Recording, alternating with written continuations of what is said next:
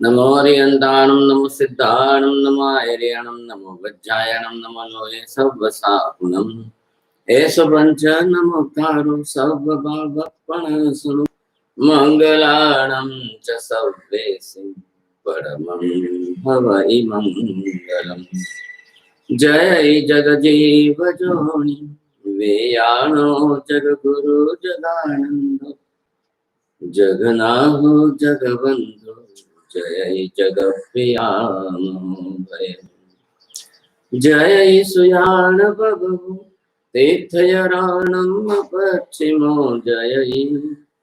जय गुरुलोगाणम जय महप्पा महावीर सर्वारिष्ट प्रणाशाय सर्वाभिष्टार्थदायिने सर्वलब्धि निधान श्री गौतम स्वामिने नमः श्री सुधर्मा स्वामिने नमः अज्ञानतिमिरान्धानां ज्ञानाञ्जनशलाकया नेत्रमुन्मीलितं येन तस्मै श्री गुरवे नमः।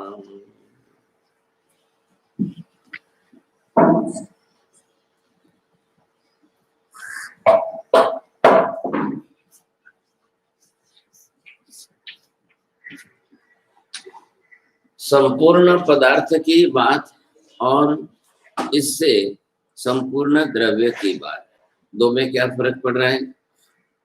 संपूर्ण पर्याय की बात और संपूर्ण द्रव्य की बात, संपूर्ण पदार्थ की बात और संपूर्ण द्रव्य की बात। देखिए 5 द्रव्य 5 पदार्थ। जब हम यहाँ पर पदार्थ की बात करें तो द्रव्य गुण पर्याय तीनों साथ में विवक्षित करके चलो, और जब हम सिर्फ द्रव्य की बात करें तब द्रव्य की बात करिए, गुण पर्याय को गौण करिए, क्योंकि ये जिस तरह से जो विषय है, इस विषय के अंदर किसका उद्देश्य रख करके हम चल रहे हैं, कितने अंश को लेकर के वहां पर हम बात कर रहे हैं, तो ये आपको बरोबर स्पष्ट करना चाहिए। केंद्रीभूत विषय है, तो यहाँ आप ये समझेंगे कि जब हम पदार्थ की बात करना हो तब अभिप्रेत करेंगे, द्रव्य गुण पर्याय तीनों की बात चल रही है, which is called as a one integrated things, the total integration in the things, the thing in what form is existing।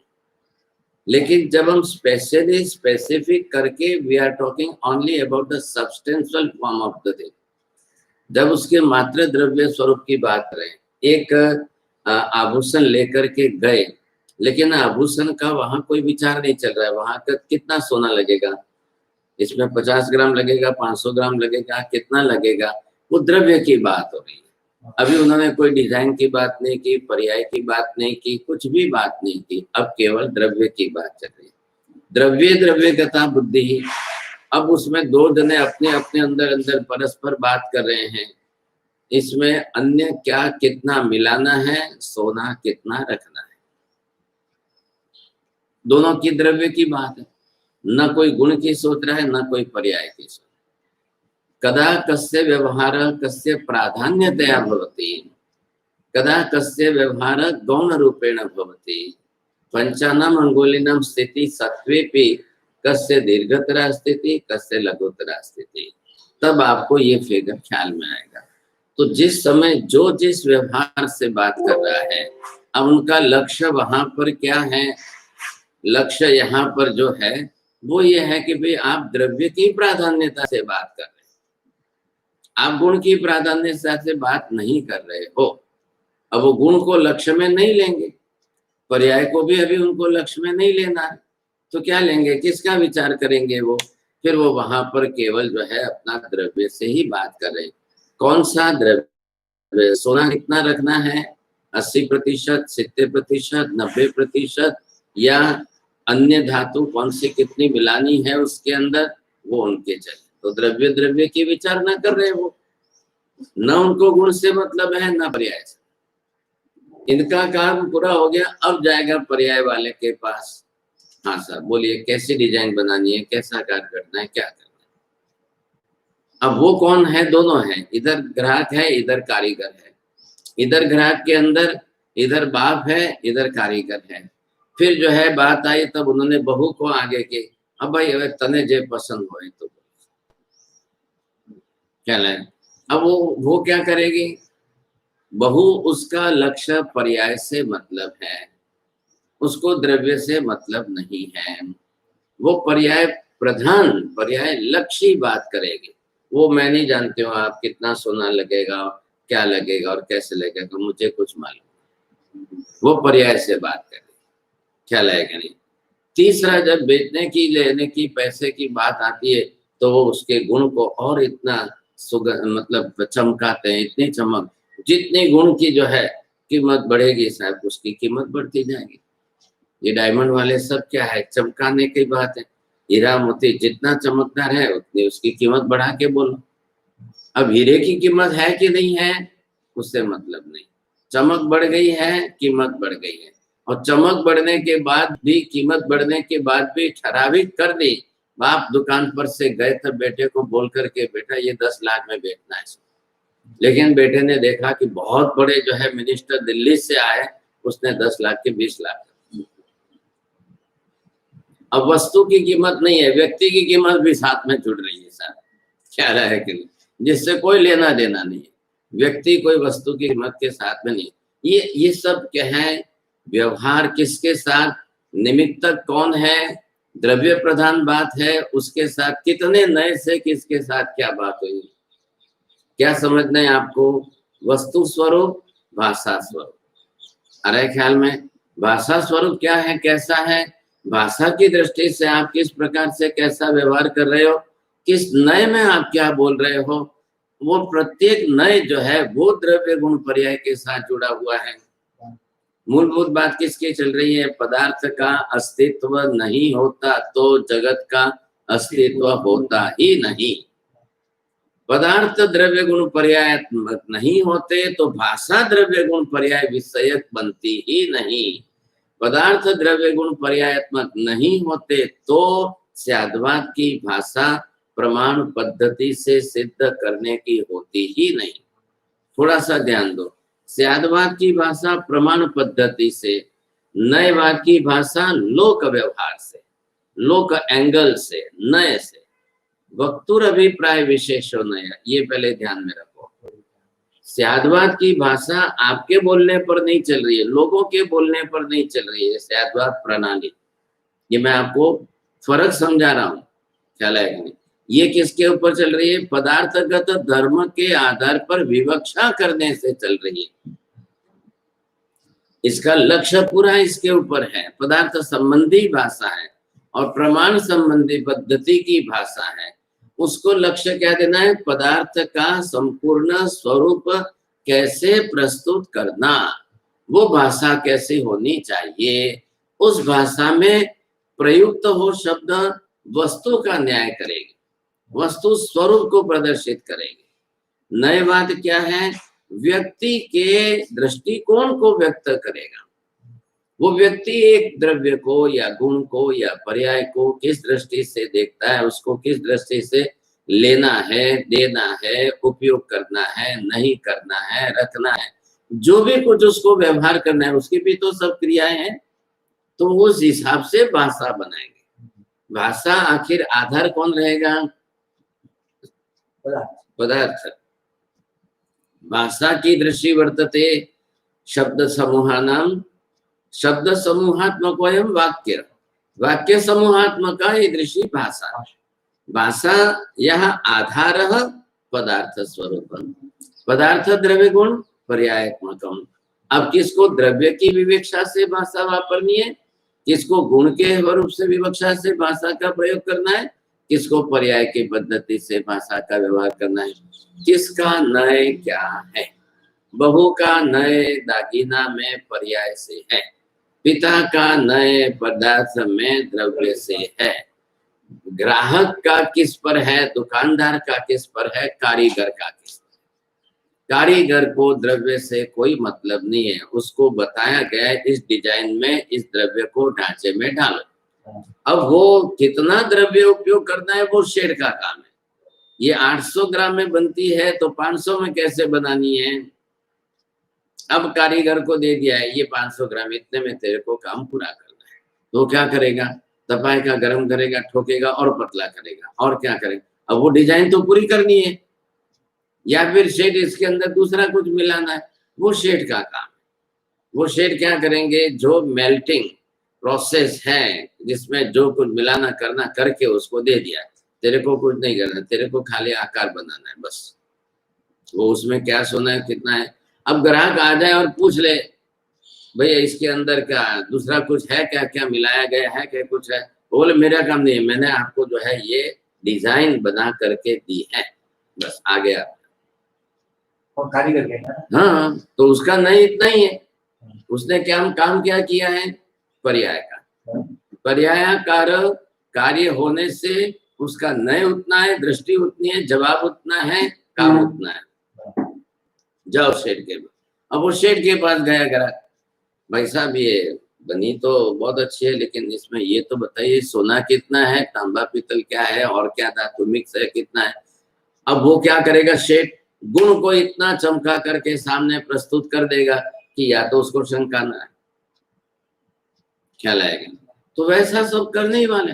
अब ये सब के नए अलग अलग है, ख्याल आएगा, सबके नए अलग अलग हैं, सब अपने अपने नए से भाषा व्यवहार कर रहे हैं, ख्याल है। क्योंकि व्यक्ति अपने नए से जब करेगा उसको अपना भाषा लक्ष्य देखना है, उसको वस्तु से संबंध नहीं है, तो वो सीधे द्रव्य, द्रव्य के गुण, गुण के पर्याय, द्रव्य के पर्याय उत्पाद है, उसको कोई झंझट से मतलब नहीं, इसलिए वो नए बात बना। अब पदार्थगत धर्म के अंदर पदार्थ का स्वरूप स्पष्ट करने का लक्ष्य है। अब उसके कारण जो है जो भाषा बनेगी वो विवेचन करता पदार्थ स्वरूप को देखकर, गुण स्वरूप को देख करके, पर्याय स्वरूप को देख करके करेंगे, तो वो उसकी पुष्टि उस तरह से करेंगे। अब वैसी पुष्टि करने के लिए उनको पदार्थगत द्रव्यगत धर्म क्या है, एक धर्म से स्व पर का विवेचन करते हुए सप्तभंगी बना करके सातों भंगों को सापेक्ष भाव से देख करके वो विवेचन करेगा, वो अपना नय उसमें नहीं डालेगा। जब वो अपना नय उसमें नहीं डालेगा तो सप्तभंगी नयाश्रित नहीं है, सप्तभंगी में नए नहीं चलेंगे। सप्तभंगी पदार्थ लक्षी है, पदार्थ स्वरूप के किस धर्म को सत्य सिद्ध करना है। अब आप पदार्थ के अस्तित्व को सिद्ध करना चाहते हो, उस धर्म से करो। पदार्थ सामान्य की विशेष ये सिद्ध करना चाहते हो, उस तरीके से करो। आपकी सप्तभंगी एक एक धर्म को लेकर के अलग अलग बनती जाएगी।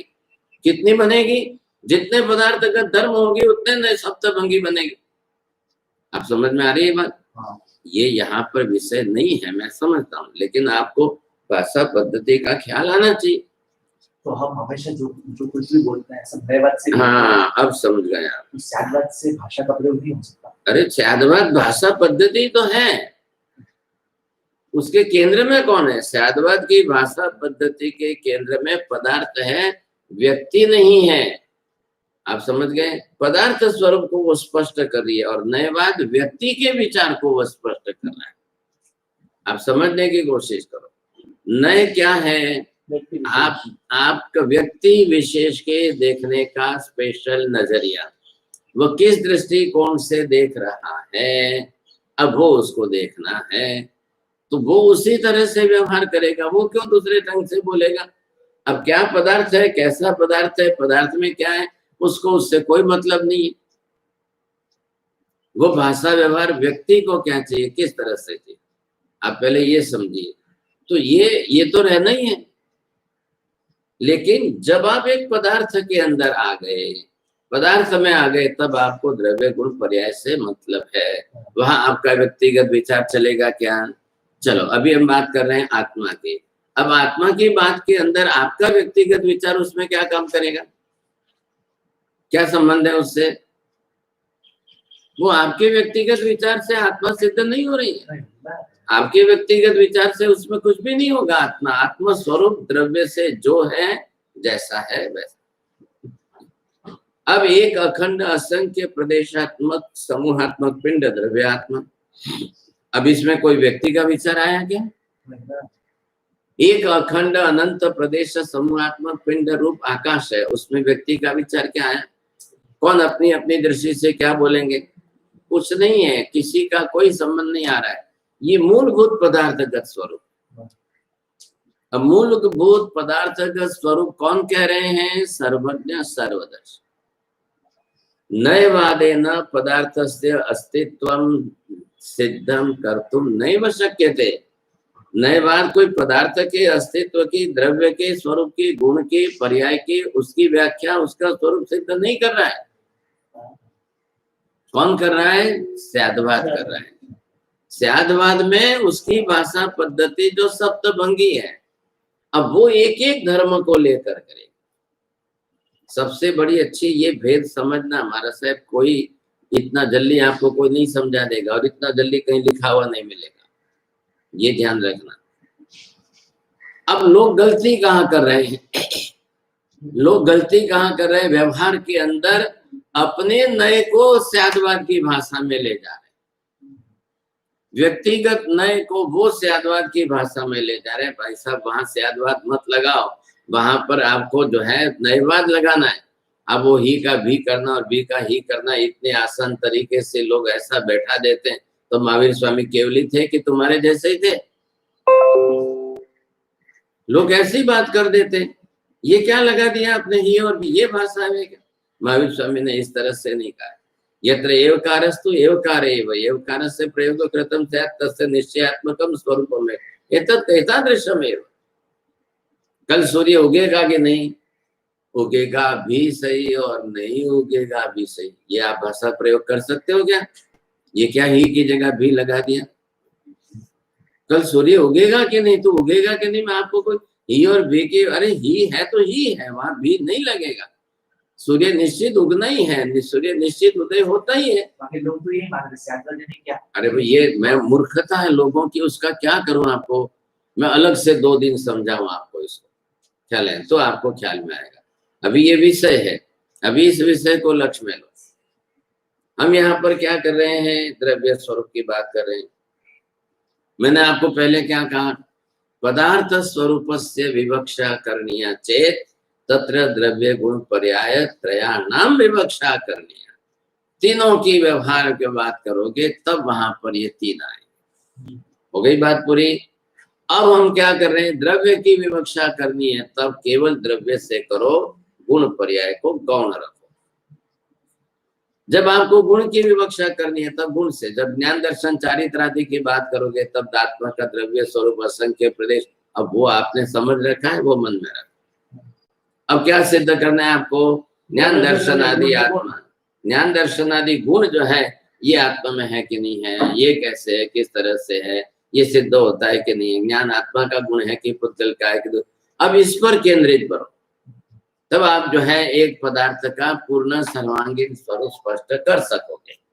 ख्याल आया कि नहीं? अब आ गई बात आपके ख्याल में। अब आपको क्या करना है? जब आप द्रव्य स्वरूप में आ रहे हैं और द्रव्य स्वरूप की आपको बात करनी है, तब महागत देखेंगे कि ऊर्ध्वता सामान्य क्या है और तिर्यक सामान्य क्या है। बोलो अब आप क्या समझे थे कल? ऊर्ध्व सामान्य एक ही द्रव्य के अलग अलग पर्याय, एक ही मूर्ति का ये घड़ा बना, दूसरा बना, तीसरा बना, चौथा बना, पांचवा बना, छठा बना, एक काल आश्रित द्रव्य। अभी आपके बोलने में स्पष्ट नहीं हो रहा है। आपने प्राधान्यता दे दी बात के अंदर, पर्याय पर्याय पर्याय। आपको सिद्ध क्या करना है? अनुगत द्रव्य एक ही अलग अलग पर्याय में अनुगत द्रव्य एक ही है, पर्याय अलग अलग है काल के अनुसार। अब पहले काल बीच में मत लाओ, पहली व्याख्या आपको स्पष्ट क्या बोलो। ऊर्ध्वता सामान्य में जो है द्रव्य तो अनुगत रूप से एक ही रहता है, लेकिन उस काल के हिसाब से जो है द्रव्य के अंदर परिवर्तन होता रहता है। जैसे घट है, आप अभी नहीं, ये बात गलत है। अभी पहले काल से आपको ऊर्ध्वता सामान्य सिद्ध नहीं करना है। ख्याल है? रेल गाड़ी चल रही है, गाड़ी चल रही तो पटरी के हिसाब से चल रही। अब पटरी पटरी पटरी कभी गाड़ी गाड़ी के हिसाब से चल रही है, उसको पटरी के आधार पर क्यों चल रहा है? तो ऊर्ध्वता सामान्य के हिसाब से द्रव्य अनुगत है, उसको काल काल काल से क्यों सिद्ध करें? तो काल में ही है, उसको अंदर क्या सोचना है आपको? ऊर्ध्वता सामान्य में द्रव्य अनुगत रूप से है और द्रव्य के अंदर पर्याय में परिवर्तन होता रहता है, लेकिन ये ऊर्ध्वता सामान्य जो है यह व्यवहार काल से करता है। बोला? चलो फिर बात है, बोलो। एक ही द्रव्य की अनेक तो पर्याय जो होती है उसमें कहा वो ऊर्ध्वता सामान्य।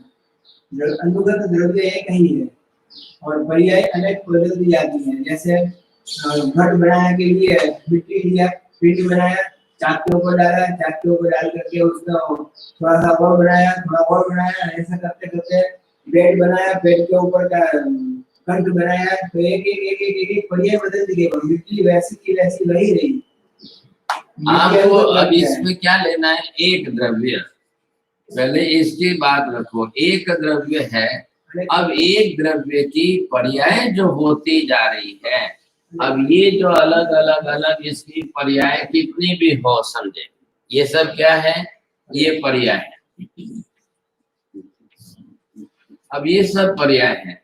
अब पर्याय के अंदर मान लो कि सोना है, इधर देखो, मान लो कि जीव है, मान लो कि अब ये जो भी द्रव्य है ये सब उसकी पर्याय 1 2 3 4 5 6 7 8, अब ये जितनी पर्याय बढ़ती जाएगी होती जाएगी, लेकिन अनुगताकार बुद्धि द्रव्य विषय का समान एक, बस। अनुगत बुद्धि आकार आपको द्रव्य से प्राधान्यता में देखना है, पर्याय नहीं देखनी है। इसलिए पर्याय वहां पर कितनी भी होती जाए। नए सार से महावीर बने, अब नए सार से महावीर तक 27 पर्याय हुई। इन 27 पर्याय में कब बना, क्या बना, कौन बना, कैसा बना, किस पर्याय में डले कुछ भी, वो है कौन? एक ही नए सार का जीव है। ख्याल आया? जीव नहीं बदला है, पर्याय बदली है। द्रव्य नहीं बदला है, पर्याय बदलती गई। तो एक ही द्रव्य अनुगत कौन हुआ? नए सार की आत्मा अनुगत है, मरुभूति की आत्मा 9 भव के अंदर अनुगत है, वो 10वें भव में जाकर पार्श्वनाथ बने। तो एक अनुगत द्रव्य की पर्याय चल रही है, तो एक अनुगत द्रव्य के साथ सारा व्यवहार होगा। ये अगर मरुभूति का जीव है तो ये कमठ का जीव है, तो ये कर्म दूसरे भव में भी साथ में लेकर जा रहा है, तीसरे भव में भी। ये कौन आया? कर्म उसके साथ में अनुगत है। जीव तो है तब है कर्म, अब जीव है तो कर्म है। नैसार के भव से आया, वो मरीचि के भव में गया, मरीचि के भव में उसने सम्मत का वमन किया, फिर वहां से उसने जो है गोत्र कुल मद किया, कुल मद करके कौन से कर्म बांधे, कैसे भव हुए, कितने भव हुए, कहाँ गया, कैसा बना, क्या बना। लेकिन वो कारणीभूत जो है कुल मद के कारण कितनी बार जाकर के वो ब्राह्मण कुल में पैदा हुआ और कितनी बार जाकर के उसने त्रिदंडी बना धारण किया। बोलो कंठीकरण बोल दो। क्या ब्राह्मण का भाव क्या? ब्राह्मण का भाव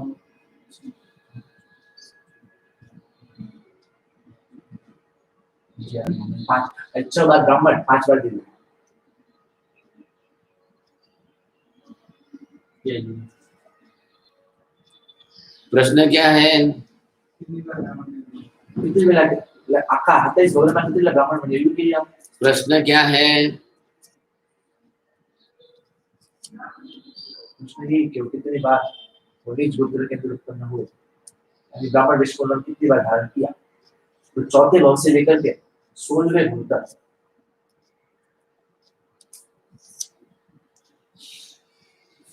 प्रश्न में दो बात इकट्ठी है कि नहीं है?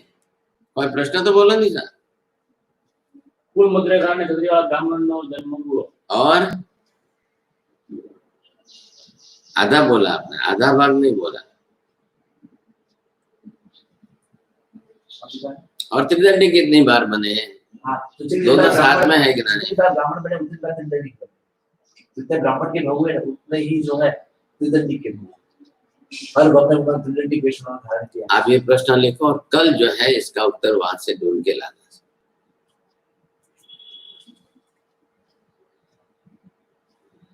6 बार ब्राह्मण के भाव दिए और 6 बार त्रिदंडी કોઈને વિચાર કરવાનો ટાઈમ આપવો, કોઈને પણ વિચાર કરવા માટે ચાન્સ મળતો હોય તો વિચાર કરવા દેવું જોઈએ ને એમને।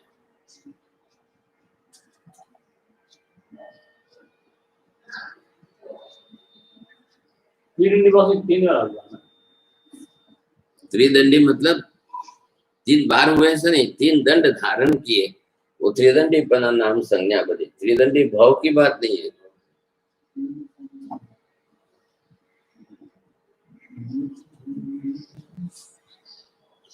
जी हाँ चलो, अब यहाँ पर ये क्या है? अद्रव्यता ऊर्ध्वता सामान्य नैसार के विषय में कैसे घटाना है? बोलो, घटाओ। नैसार का जीव महावीर स्वामी के जीव तक अनेक प्रयोग धारण किया लेकिन अनुगत द्रव्य एक गिरा। बस चले, एक जीव द्रव्य 27 पर्यायों में अनुगत एक सरीखा रहा। चले, आप कल सिमंदर स्वामी को पूछने जाओगे, मैं मेरे भाव पूछूं, आप आपके पूछो, तीसरे के बारे में पूछे तो सिमंदर स्वामी उसके भाव आपके साथ नहीं जोड़ेंगे, आपके भाव उसके साथ नहीं जोड़ेंगे। क्यों नहीं जोड़ेंगे? ये नियम है। एक ही द्रव्य इतनी पर्यायों में अनुगत रूप से कैसे चला है? चला है कि नहीं? अब संसार में तो अनंत जीव, अब संसार के अनंत जीव, इसका इसके साथ जोड़ो, उसका इसके साथ जोड़ो, इसका उसके साथ जोड़ो, ऐसा करना नहीं है। तो क्या करना है? ऊर्ध्वता सामान्य की दृष्टि से उसी जीव के उतने भाव, वो क्यों चल रहा है? जीव तो वही चल रहा है। अब भाव का कारणीभूत निमित्त क्या है? कर्म।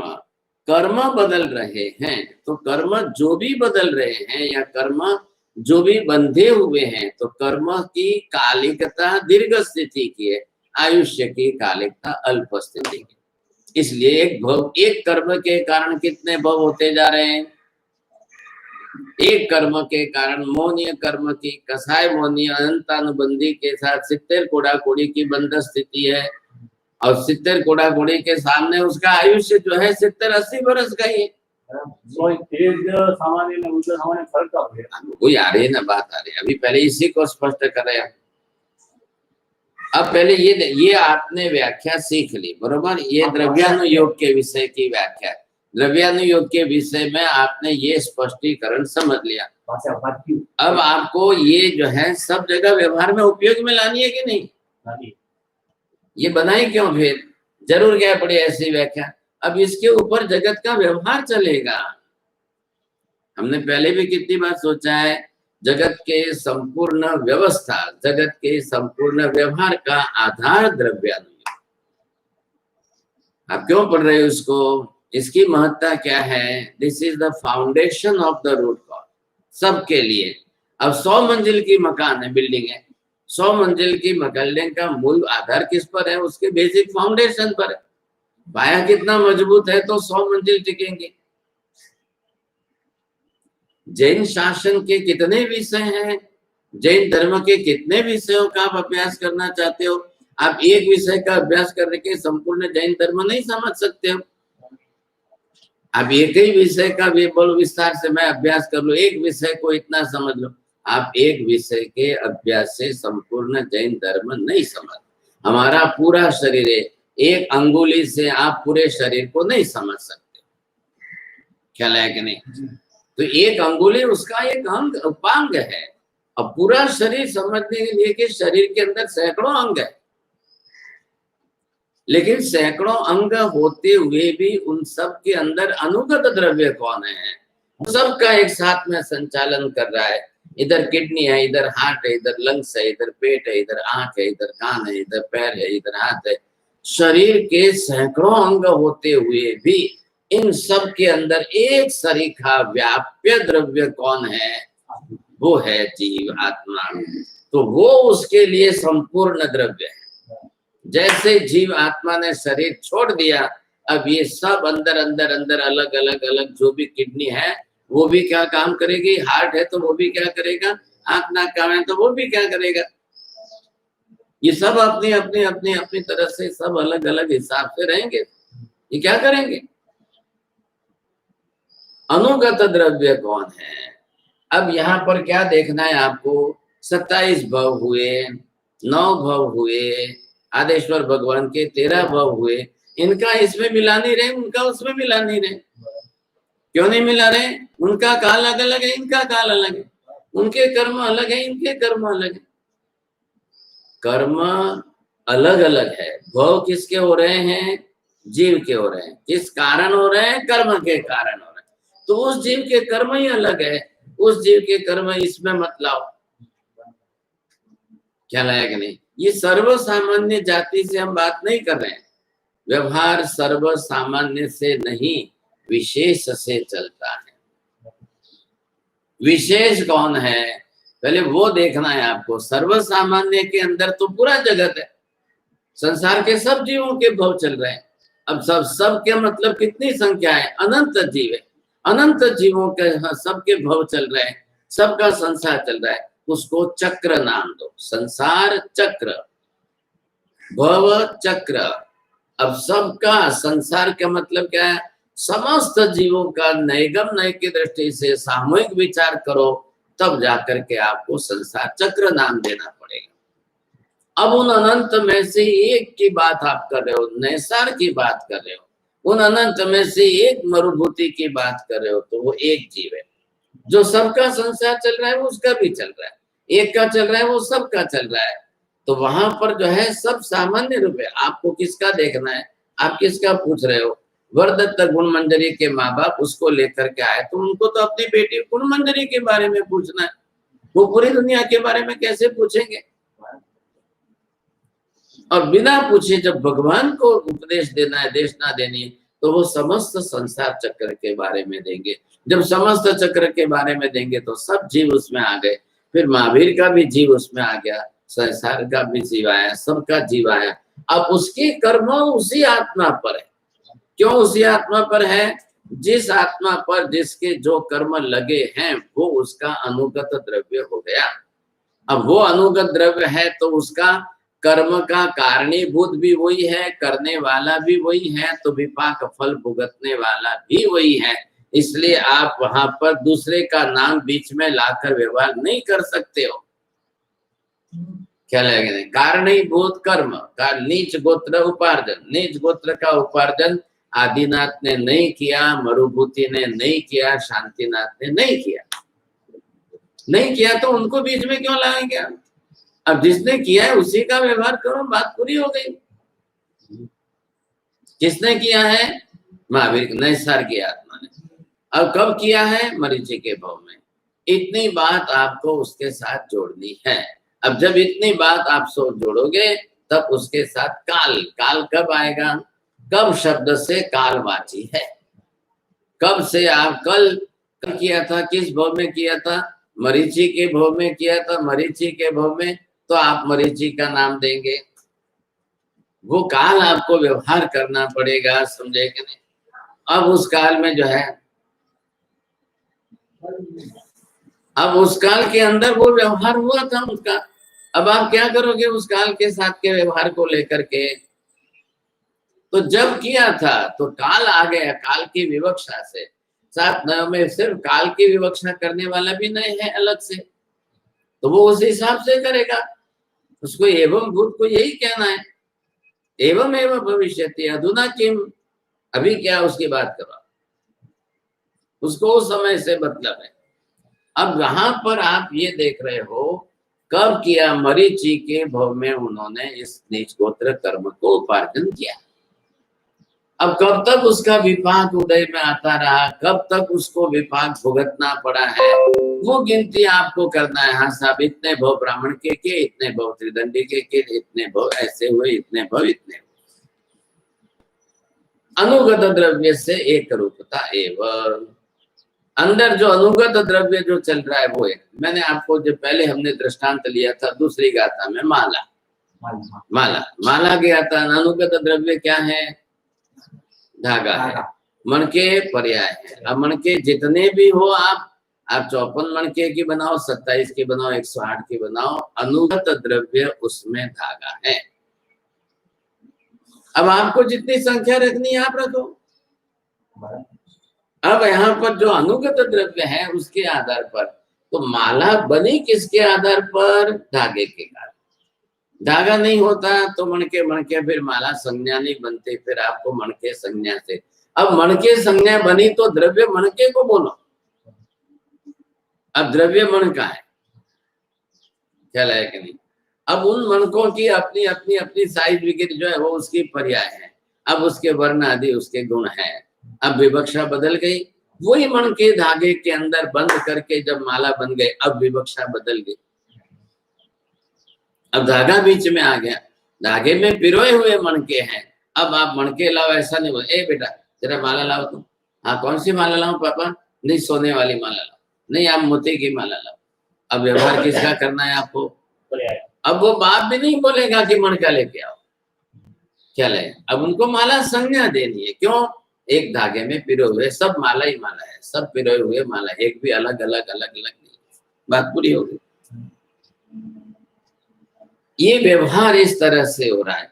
अब यहाँ पर आपको देखो दो चीज अलग समझो, पदार्थ स्वरूप, पदार्थ की व्यवस्था, पदार्थ जन्य भाषा। हो गई 3 बात। कैसे? पदार्थ स्वरूप, पदार्थ की भाषा, पदार्थ जन्य व्यवस्था। बस, पदार्थ स्वरूप में द्रव्य गुण पर्याय, पदार्थ की व्यवस्था कारक त्रिपदी। अब त्रिपदी आश्रित भाषा बनेगी।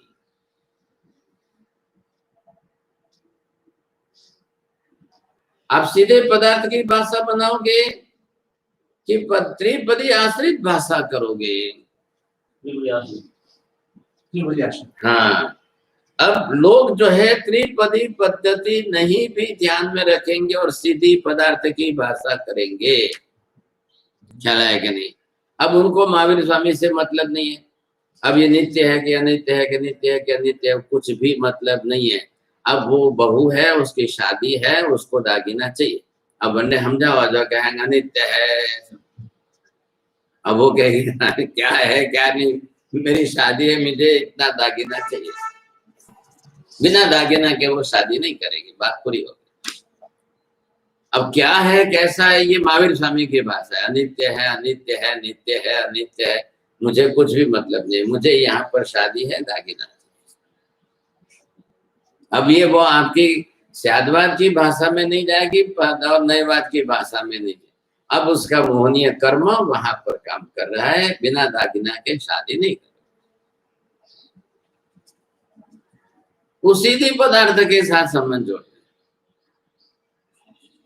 अब ये अक्कल कब आए? भरत चक्रवर्ती अंगूठी गिरने के बाद अब वो नित्य है कि अनित्य है कि आप सोचते रहो। आप यहाँ क्या है, जितनी भी पर्याय बदलेगी सबके अंदर अनुगत द्रव्य एक ही है। तो कहा अनित्य क्या हुआ? अनित्य बढ़िया, अनित्य है कहाँ पर? वो तो अनित्य का सोचना ही नहीं है उनको। तो उनको द्रव्य से मतलब है ना, सुना है कि नहीं? बोलो। अब बहू आने वाली नई बहू कहेगी अरे ये मैं आपकी 4थी पीढ़ी का 5वीं पीढ़ी का ये सुना है, मैं क्यों ना, हमारे 5वीं पीढ़ी को नहीं समझे नया चीज। अब घर में ससुर को बाप को समझदार होना है। मैंने 5वीं पीढ़ी का नाम न दो, काल काल की बात मत करो, कुछ नहीं। आज नया उसको क्या कैसे पर्याय चाहिए उसको, तो उसको उससे मतलब है। अब पुराना प्राचीन 500 बरस की 5 पीढ़ी का सोना एकदम 100% शुद्ध बिना मिलावट का है, इसका महत्व बाप को है। वो बेटी कहती है मिलावट वाला हो या कुछ भी हो, मुझे तो ऐसा दागिना चाहिए, बस मुझे पर्याय से मतलब है। एकदम ये नेकलेस ये हार में पहन के जाऊंगी, पूरे शादी के अंदर 1000 लोग मेरे पर देखेंगे। उसका उद्देश्य उतने मतलब चमक दमक। अब पुराना 500 साल का 100 टन का असली सोना होते हुए भी उसमें वो चमक दमक नहीं है जो इस नई पर्याय के। अब वो क्यों उसको लेंगे? आप जगत के जीव जो है पदार्थ को अपने नए से किस दृष्टि से देख रहे हैं? दुनिया में 7 नए और सप्तभंगी कितने लोग समझ रहे हैं, कितने लोग जान रहे हैं? सब पदार्थ के व्यवहार तो कर रहे हैं कि नहीं कर रहे हैं? और कर उसी रंग से रहे हैं। जगति सप्तानाम एवं नयानाम अवकाश न न्यूनाधिकमेव। जगत में सारा व्यवहार द्रव्य से, क्षेत्र से, काल से, भाव से जो भी जितने बन रहे हैं वो केवली द्वारा निर्दिष्ट है कि वो 7 ही बनते हैं, 6 भी नहीं होंगे, 8 भी नहीं होंगे। जगत के लोगों को, सर्व सामान्यों को मालूम हो या न हो, आपकी भाषा का व्यवहार इसी में हो रहा है। भाषा पद्धति मालूम नहीं है, लेकिन भगवान केवली थे, तो केवली होने से जगत के सब जीवों का स्वरूप एक साथ में जान रहे हैं, समझ रहे हैं। उन्होंने सबकी दृष्टि से, त्रैकालिक दृष्टि से साथ ही नए की विवक्षा करके कही। अब आज लोग कुछ कहते हैं, भाई साहब ये तो महावीर स्वामी की व्यवस्था 2500 साल पहले, अब 7 के 17 तो करो तय। अब उसको बोला भाई आप ही करके बताओ, आप करके बताओ, कोई 7 के 17 करके बताओ।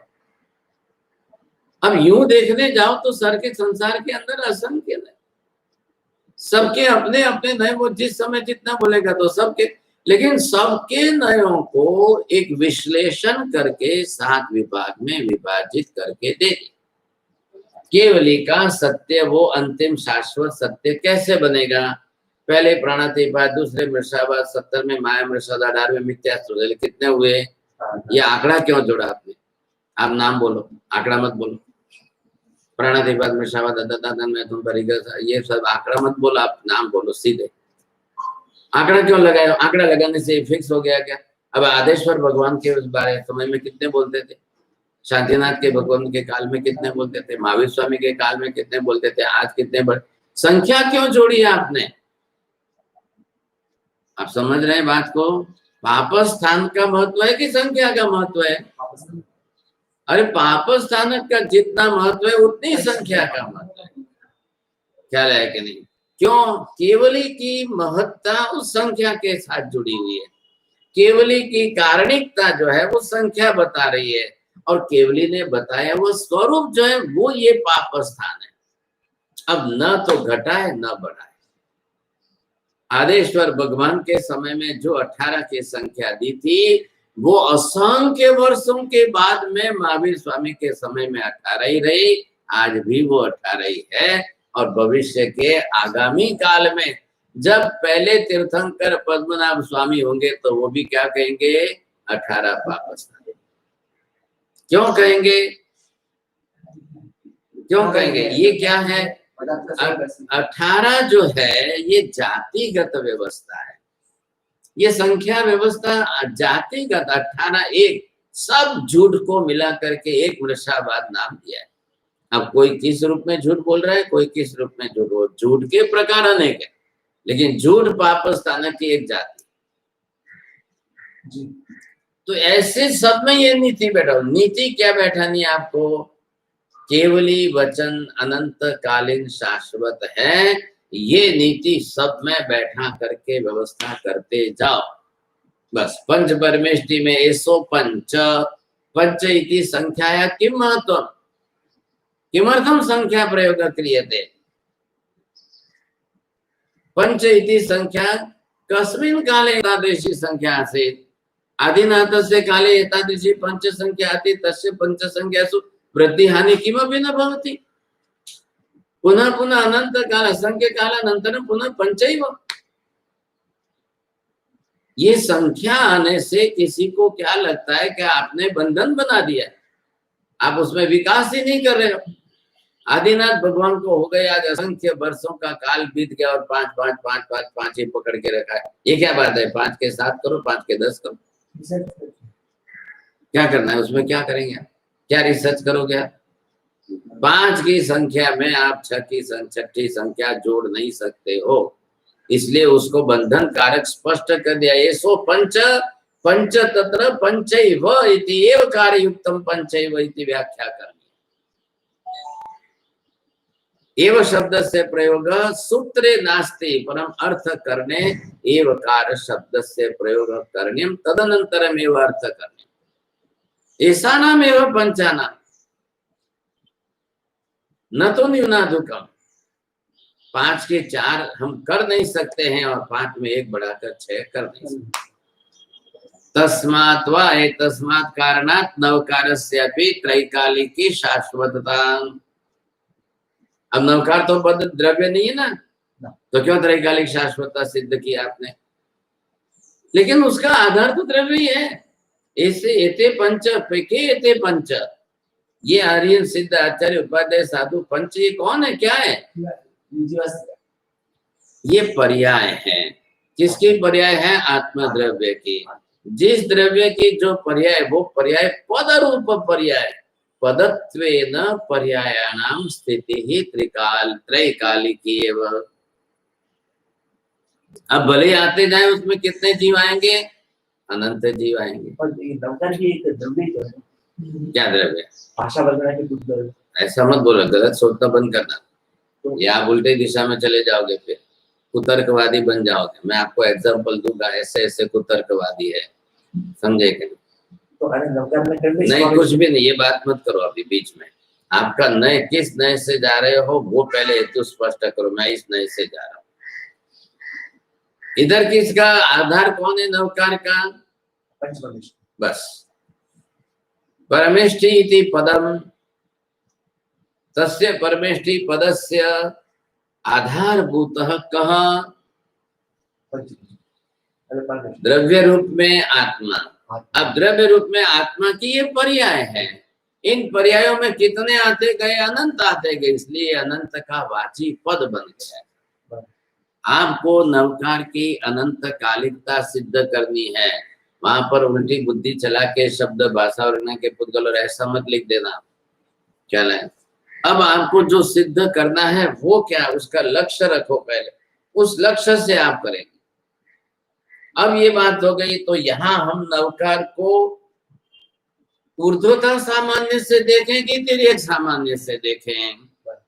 बराबर मत बोलो, अब पहले ये बोलना सीखो। एक ही शब्द रख लिया है, ऊर्ध्वता सामान्य से देखें, तिर्यक सामान्य से देखें। हाँ, वो सिद्ध करो। कैसे? पंच परमेष्टि द्रव्यों की पर्याय है।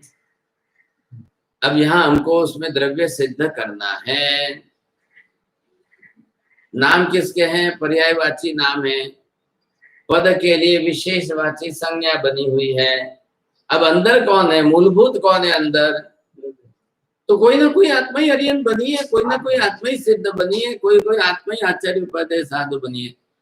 वो सबके अंदर, तो वो है तिर्यक सामान्य। अब इसमें फर्क क्या है? पहले ये जब आपकी दृष्टि स्थिर बन जाएगी, यहाँ की बुद्धि आपकी स्थिर बन जाएगी, तब जाकर के विवेक करोगे, भेद करोगे। हर ख्याल में आपको? अब कैसे भेद करेंगे? इसमें और इसमें फर्क क्या है? कितनी भी पर्याय हो उसमें एक ही अनुगत द्रव्य हो, तब जाकर के ऊर्ध्वता सामान्य से आप व्यवहार करोगे। अब इधर अरियन सिद्ध आचार्य उपाध्याय साधु में एक ही अनुगत द्रव्य नहीं घट रहा है, अलग अलग आत्मा है। कोई आत्मा आचार्य बने, कोई आत्मा उपाध्याय बने, कोई आत्मा साधु बने, कोई आत्मा अरियन बने, कोई अलग अलग है। वही जो सिद्ध बने हैं वो सभी अरियंत ही बने, ऐसा नहीं है। क्यों? कि आचार्य पद से भी मोक्ष में गए, उपाध्याय पद से मोक्ष में गए, साधु पद से अनंत गए, साध्वी पद से अनंत मोक्ष में गए, एक अनुगत द्रव्य नहीं है। समझो, थोड़ा ध्यान दो, कोशिश करो आप।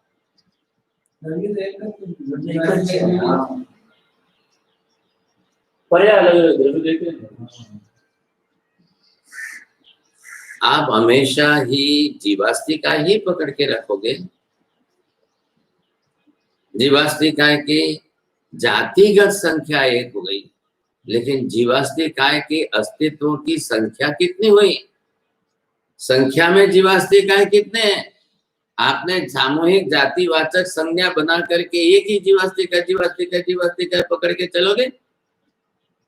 सामान्य द्रव्य संज्ञा, जातिवाचक, जीवास्तिकाय, विशेष रूप से वही जीव संख्या, नैसार विशेष हुआ, मरुभूति विशेष हुआ, धनसार्थ हुआ विशेष हुआ, अरुण विजय विशेष हुआ, आप विशेष हुए।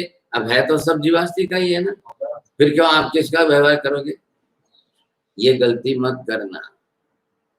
जब सामान्य से विवक्षा की जा रही है, तब सामान्य से उसी द्रव्य को जब विशेष रूप से विवक्षा करनी है तब विशेष रूप से, नहीं तो व्यवहार ही नहीं चलेगा। आ रहा है ख्याल में? जगत का व्यवहार सामान्य से नहीं चल रहा है, विशेष से चल रहा है। सामान्य से अस्तित्व सिद्ध होता है। ख्याल आया आपको? जीवास्तिकाय द्रव्य के अस्तित्व को सिद्ध करना है।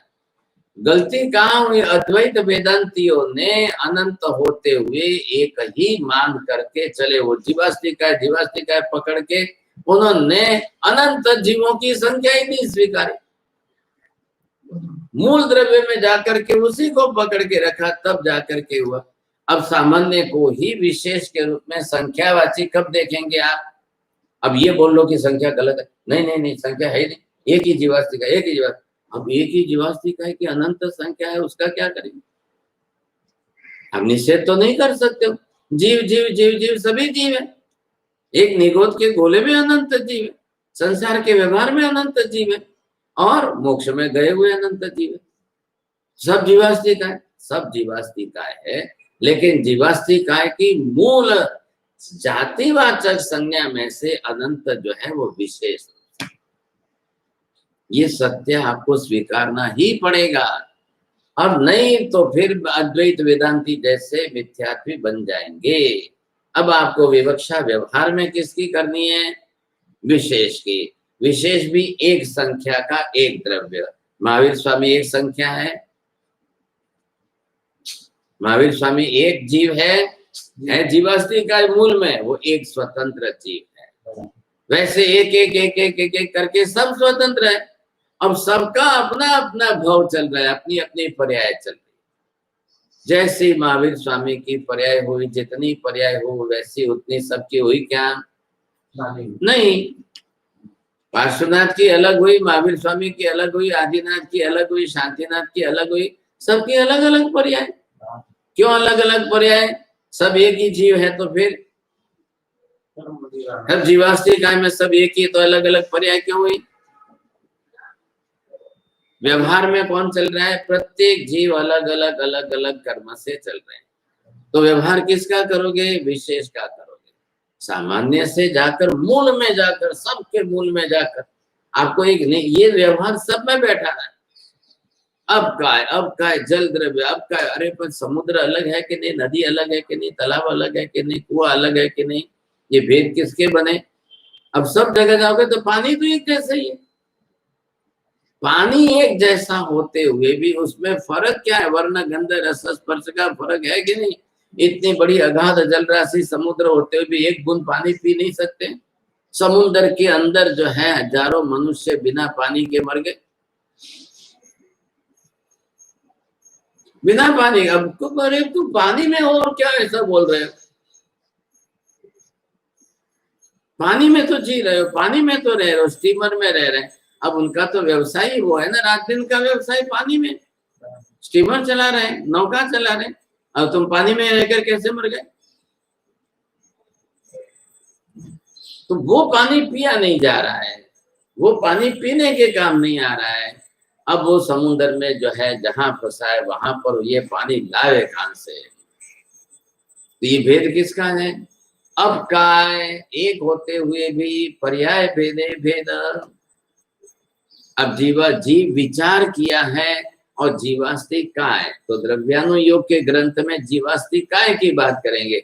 और जीव विचार में शांति सूरी महाराज जीव ने क्या क्या पर्याय धारण की उसके भेद में बता रहा हूं।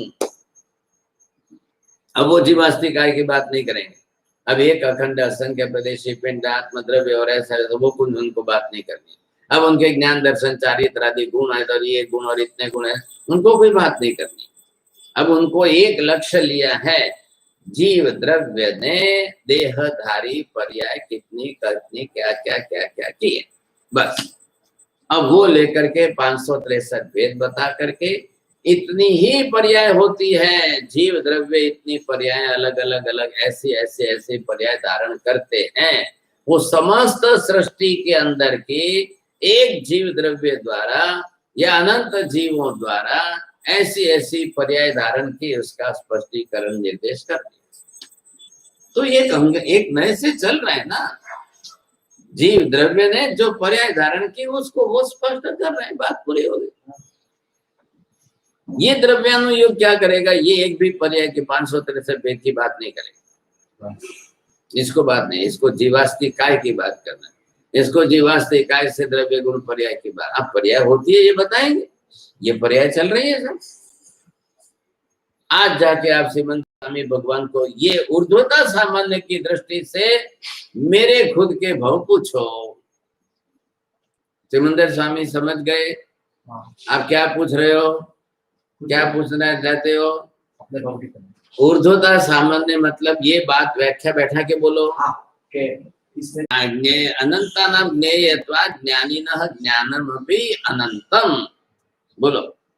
अनंतानाम ज्ञेयत्वात् ज्ञानिनां ज्ञानमपि अनंतम। हाँ, अनंत ज्ञेय पदार्थ जगत में उन सब का ज्ञान जिस ज्ञानी को होता है उसका ज्ञान भी अनंत ज्ञान कहलाता है।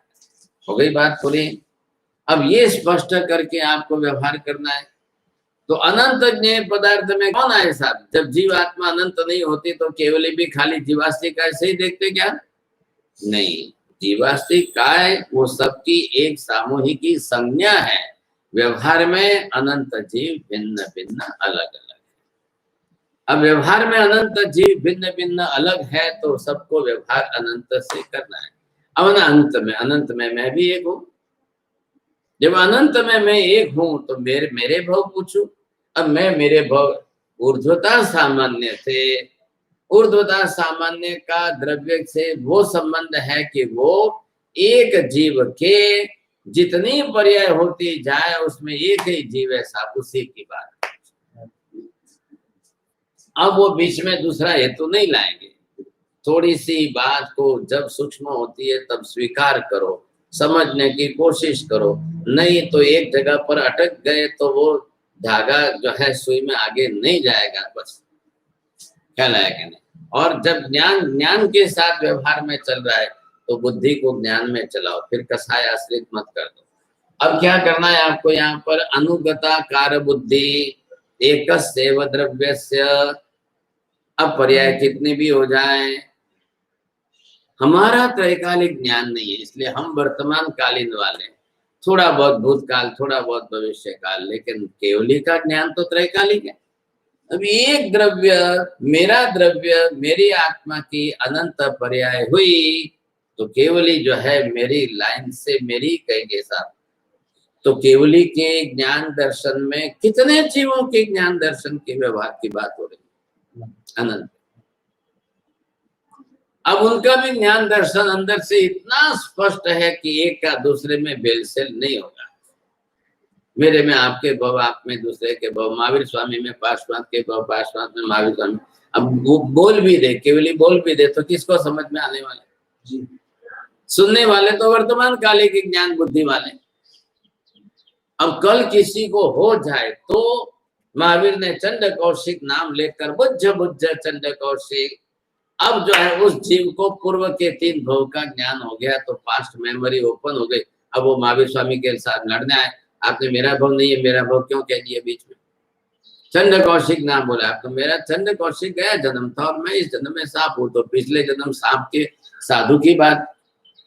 तो उसको स्पष्ट दिखाई दे रहा है। जैसे उसकी जो है जाति स्मृति खुल गई, पास्ट मेमोरी ओपन हो गई, तो उसको बरोबर स्पष्ट दिखाई दिया। तो महावीर स्वामी के कहने में वेरीफाई हुआ कि नहीं हुआ? जैसा महावीर स्वामी ने कहा वैसा उस जीव ने अपने पूर्व भाव देखना, बरोबर उसके सामने स्पष्ट हो गए। कल किसी जीव को केवल ज्ञान होगा तब वो भी तो अपने भाव देखेगा।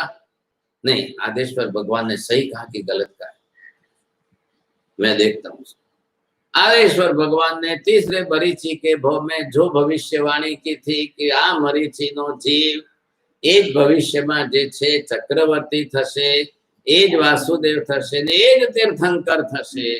अब इस भविष्यवाणी का कितने भावों के बाद की है? मरीचि के भाव में भविष्यवाणी हुई और वो कितने भाव में जाकर के त्रिदंडी बने, वासुदेव बने 18वें भाव में, 23वें भाव में प्रिय मित्र चक्रवर्ती बने और 27वें भाव में तीर्थंकर बने। अब उसका काल गिनो, भाव होंगे कि नहीं? भाव होते रहे, उस हिसाब से काल गिनो, कितना काल लगा हमको। अब उसमें 7वीं नरक में भी गए, 4थी नरक में भी गए, तो 33 सागरोपम 7वीं नरक के, 4थी नरक के 10 सागरोपम 43, 33 और 10 43 सागरोपम तो उनके खाली नरक के। और एक सागरोपम बरोबर कितना हुआ? असंख्य वर्षों का काल हुआ। इतनी लंबी भविष्यवाणी कैसे कर दी? इतने लंबे काल की भविष्यवाणी कोई कर सकता है क्या? न कोई ज्योतिष का आधार है, न कोई ग्रहों का आधार है। ये सब बात छोड़ो, ये कोरोना की भविष्यवाणी सब ज्योतिष के आधार पर कर रहे हैं। और आप तो बहुत बड़े हिंदुस्तान के प्रसिद्ध ज्योतिषाचार्य, आप तो ज्योतिष के एकदम मतलब क्या है। अब ऐसी स्थिति में सब जगह पर ज्योतिष कहाँ चल रहा है? आदेश्वर भगवान ने मरीचि की भविष्यवाणी ज्योतिष के आधार पर की है क्या? उनके केवल ज्ञान, केवल दर्शन में भावी पर्याय इस जीव की अनुगत द्रव्य, एक जीव और उसकी भविष्य की भावी पर्याय में 3 पदवियां, वो तीनों भगवान ने भविष्यवाणी की। एक अनुगत द्रव्य की, एक अनुगत जीव द्रव्य, उसकी बात की है, कोई किसी के कारण। आप केवल ज्ञान को खाली भूतकालीन मत मानो, आप केवल ज्ञान को खाली वर्तमान कालीन मत मानो, आप केवल ज्ञान को त्रैकालिक मानना है। और केवली के लिए कोई ज्योतिषी का आधार नहीं, भविष्यवाणी के लिए उनका जो त्रिकाल ज्ञान है। आज मैं जाके अभी सिमंदर स्वामी को पूछूं, साहब मारू मोक्ष क्या रे छे, मैंने क्या अभाव में मोक्ष क्या स्वरूप है, क्या रे? सिमंदर स्वामी कहेंगे कि नहीं कहेंगे? उनके केवल ज्ञान दर्शन में स्पष्ट है। उभो रे भाई उभो रे, तो काले आ जाऊं, तारो चोपड़ो काढू અને खोलू અને પછી એમાં જોઈશ અને પછી કહીશ। ये केवली का काम नहीं, ख्याल है? ये केवली थोड़ी ऐसा कर रहे हैं। केवली को उस समय आपका ज्ञान दर्शन स्पष्ट है, वो आपके सामने आज जीव, अब वो अपने ज्ञान दर्शन के अंदर आपका भाव देख करके अनुगताकार ऊर्ध्वता सामान्य की तेरियक एक स्पष्ट रूप से जो है यही जीव, इसी के बारे में पूछ रहे हैं, इसी का कहना है, इसके बारे वो स्पष्ट कर देंगे आप। चले महावीर स्वामी को पूछा गया, साहेब गौशालो क्यारे मोक्षे जैसे आम तेम। महावीर स्वामी ने कहा खाली वर्तमान मत देखो उस जीव का, ख्याल है कि जीव अभवी नहीं, जीव मोक्षगामी छे। अरे भगवान, तो ये भी मोक्ष में जाएगा? हाँ जाएगा। कब जाएगा, कैसे जाएगा, कितने बहुत बाद में जाएगा, ये सब महावीर स्वामी ने स्पष्ट कर दिया। उसमें कोई अवरोध नहीं, कुछ भी नहीं। माने मारा ऊपर तेजो लेशा मूकी એટલે હું એના માટે ઊંધું બોલું, ये आपका रागद्वेष। ज्ञान दर्शन में उस जीव की भावी पर्याय स्पष्ट है। अब उनको तो वो तो वैसे ही केवली बन गए, अब वैसे ही उनका ज्ञान त्रैकालिक है, उनको कहाँ रागद्वेष करना है? वितरागी को रागद्वेष नहीं। केवली बनने के पहले आपको वितरागी बनना अनिवार्य है। केवली बनने के बाद अगर आपके रागद्वेष रहे तो आप व्यवहार कैसे करोगे? अब समझ में आ रही है बात? केवली बनने के बाद अब आपके अंदर रागद्वेष रहेंगे तो आप व्यवहार ही नहीं कर पाओगे जगत का। इसलिए सबसे पहले राग द्वेष खत्म करके वितरागी बनना इतना ही अनिवार्य है।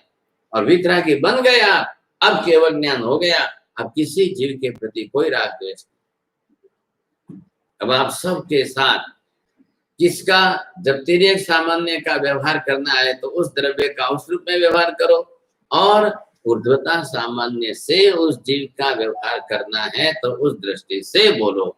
आप जिसको जिससे स्पष्ट करना चाहते हो करो। ये हमको समझना है।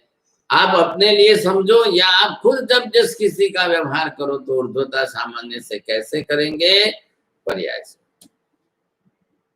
अलग अलग जीव के अलग अलग पर्याय, अलग अलग पर्याय भले ही होवे, द्रव्य अनुगत एक ही, तो तिर्यक सामान्य हो जाएगा। अरे भाई साहब अलग अलग जीव के अलग अलग पर्याय, एक ही हाँ जीव, हाँ बरोबर, अलग अलग जीव। आपने संसार के एक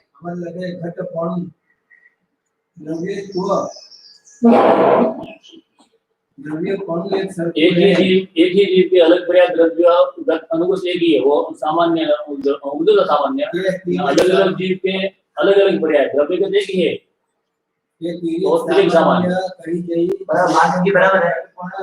हाँ बरोबर है। हाँ आप कोई मत बोलना, चलो શું અર્થ કરે બોલો સાહેબ જી જરા। ઘટનું ઘટપણું રહેવું, દ્રવ્યનું દ્રવ્યપણું રહેવું તે તિર્યક સામાન્ય। બોલો। તિર્યક સામાન્ય કહી જઈ, જેમાં ઘટપણ રાખી જીવ દ્રવ્યનું દ્રવ્યત્વ જે છે એ તિર્યક સામાન્ય।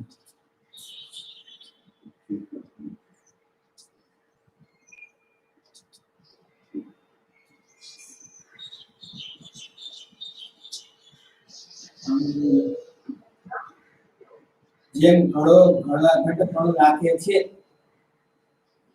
ભિન્ન ભિન્ન વ્યક્તિમાં એક સ્વરૂપ જે દ્રવ્ય શક્તિ જગતમાં દેખાય છે તેને તિર્યક સામાન્ય કહેવું। જેમ કે ઘડો ઘટપણું રાખે છે। बोलो साहब, अब मैंने कहाँ गलत किया तो मैं अभी आपको प्रायश्चित करने को तैयार। बोलो, इनके इस कहने में मेरा कहाँ गलत क्या हुआ है, बोलो।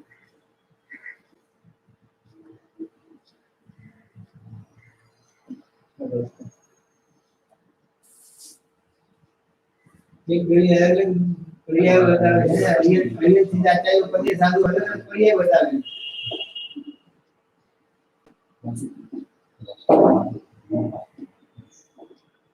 अभी आपके पास भी पुस्तक है, आप 2 मिनट दोनों चर्चा करो, मैं मौन रहता हूँ।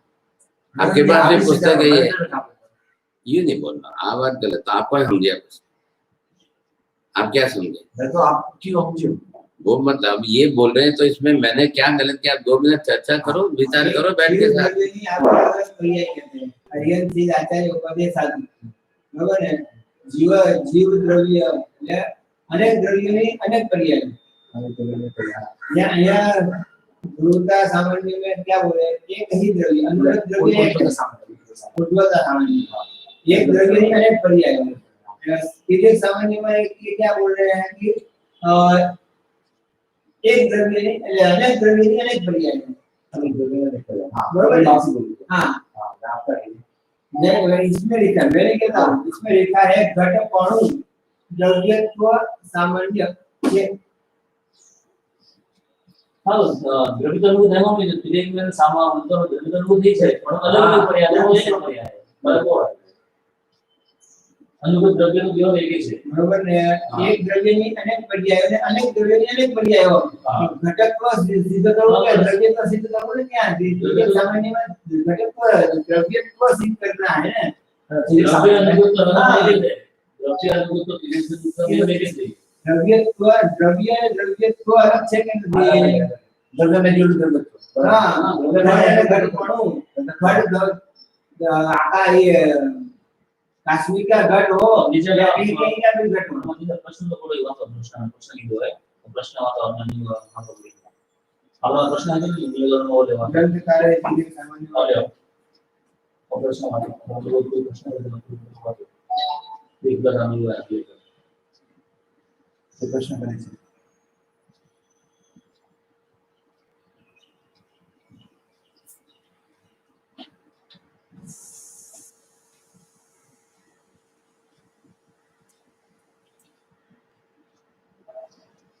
तो काल द्रव्य हाँ जी काल द्रव्य के हिसाब से काल द्रव्य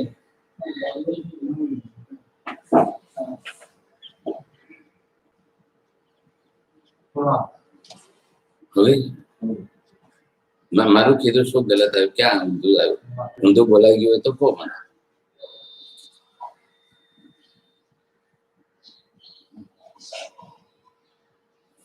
શાસ્ત્રમાં જે રીતનું લખેલું છે એનું જ તમને વ્યાખ્યા સ્પષ્ટ કરી સરળ સમજાવું છું એક અક્ષર પણ ઊંધું વિપરીત બોલવાનો રત્તીભર પણ આશય નથી અને તમે જઈને તમારા હાથમાં ચોપડી છે અભ્યાસ કરો और अगर किसी को पूछना है तो माँ गच्छाधिपति को पूछा अगर इसमें कुछ भी गलत है तो आप गच्छाधिपति को लिखकर पूछा कि भाई ये ऐसा कहते हैं और ऐसा लिखा है बरोबर चलो हम यहाँ पर जिसकी बात कर रहे हैं अब तिर्यक सामान्य को समझने की या ऊर्ध्वता सामान्य को समझने का जानने का प्रयोजन क्या है बोल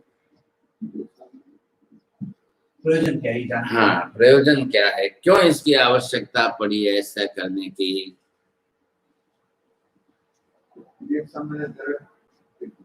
પછી હજી તો આવે તેને પેલે એક ઉપર તો સ્પષ્ટ કરો હા એક જ દ્રવ્યની अनुगत प्रतीति રહેવી જરૂરી છે ખ્યાલ આયા अब जितनी पर्याय होती जाए होगी द्रव्य नहीं बदलेगा द्रव्य एक द्रव्य की अनुगत प्रतीति उसमें रहनी चाहिए सामान्य का मतलब क्या है जाति किसकी जाति चल रही है द्रव्य की एक जाति चल रही है पर्याय की जाति नहीं है द्रव्य की जाति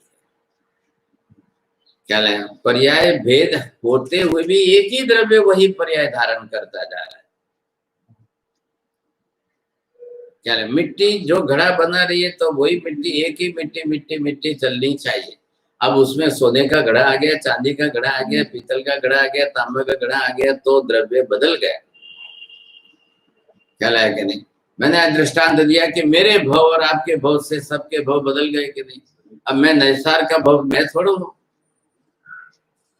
क्या है मेरे ऊपर नैसार का भव नहीं बैठा सकते आप द्रव्य अलग हो जाएगा द्रव्य अलग हो गया पर्याय अलग हो गया जी अभी एक द्रव्य बस ऊर्ध्वता सामान्य इतनी ही बात को स्पष्ट कर रहा है एक द्रव्य की अनुगतता हो उसी की प्राधान्यता है पर्याय की नहीं पर्याय कितने भी बदलता जाए अनुगत द्रव्य एक ही है तब जाकर के ऊर्ध्वता सामान्य स्पष्ट होगा पर्याय बदलेगी बदलने दो अनुगत द्रव्य एक है वो अनुगत द्रव्य एक ही चलेगा इसलिए मैं दृष्टांत देकर स्पष्ट कर रहा था एक जीव अनंत जीवों में एक जीव ख्याल है आप हमारे आत्मा नमो द्रव्य नैसा नमो द्रव्य द्रव्य तो देगे है ना किसका आपरो आत्मा नैसा और आत्मा हाँ द्रव्य देगे है ना भाई आप क्या बोलना चाहिए इसमें दो शब्द जोड़ के बोलो इसमें यह है कि सामान्य रूप से दोनों एक है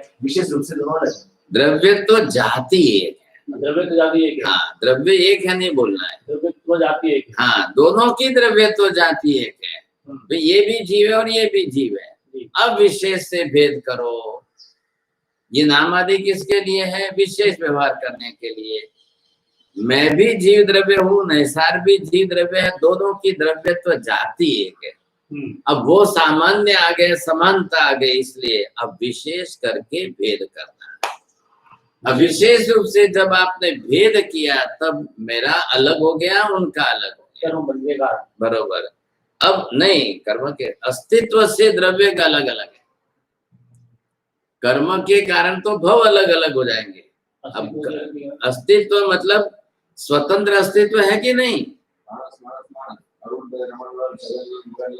हाँ अब इसके अंदर आपको क्या करना है आप द्रव्य को सामान्य जाति से देख रहे हो तो आप वहां पर जीवास्तिकाय में जाइए सबकी समान जाति है और जातिगत सादृश्यत्वात् एक सादृश्यता सब मिलकर एक नहीं है एक जैसे हैं अब एक कहना और एक समान सरीखे कहना इसमें मतभेद पड़ गए इसलिए तो अलग अलग मत हो गए उन्होंने एक ही है पकड़ लिया जैनों ने कहा एक सरीखे है। एक जाति समान हाँ, लेकिन अब जातिगत समान हो गए तो व्यक्तिगत स्वतंत्र विशेष अस्तित्व है कि नहीं है? है। तो व्यक्तिगत विशेष स्वतंत्र अस्तित्व है तो उनके अंदर मेरी भेलसेल, मेरे में उनकी भेलसेल नहीं कर सकते। अब बाद में कर्म आए, आपके कर्म, मेरे कर्म, सबके कर्म अलग अलग है, उसकी पर्याय अलग बनेगी। पर्याय कर्म कारणीभूत है, लेकिन द्रव्य का अस्तित्व कर्म के कारणीभूत नहीं है। जातिगत द्रव्य समान, जातिगत द्रव्य के कारण समानता आई। अब आपको व्यवहार करना है तो भाषा व्यवहार किसका करेंगे? विशेष का करेंगे। विवक्षा जब करके आप विशेष में भाषा पूछते जाओ, आप सिमंदर स्वामी के सामने जातिवाची भाषा नहीं पूछ सकते हो। साहब संसार ना अनंता जीवो ना अनंता भव, भाई तारे शू काम, तारे कोनु काम छे? नहीं, मैं जीवास्तिका बोल साहब, आप जीवास्तिका के सब पर्याय को अब कैसे? तो कई देशे से मतलब अनंता जीवो छे ने अनंता पर्याय थाय छे, अनंता भव थाय छे। अब आपको क्या फर्क? आपकी विवक्षा पहले आप नक्की करो कि मुझे मेरे ही पर्याय सुनने हैं विशेष, बस। तो आप अपने विशेष सामान्य रूप में जब सामान्य जाति से पूछोगे तो सामान्य जाति वाचक उत्तर मिलेगा। तो संसार चक्र किसका, भव चक्र किसका? अनंत अनंत जीवो संसार चक्र में परिभ्रमण करे छे, अनंत अनंत जीवो ना भवो વધતા જાય થતા જાય છે। ये जातिवाचक उत्तर है। क्या हुआ? अद्वैतवादी, न्याय वैशेषिक वगैरह अद्वैतवादी क्यों बने? क्यों बने वो? उन्होंने आत्मा की जाति स्वीकार नहीं की। सब समान तरह की मान ली। सबको समान भी नहीं, कुछ नहीं, एक एव ब्रह्मण अस्तित्वम नान्यस्य कस्य अस्तित्वम। अद्वैत शब्द का अर्थ क्या है?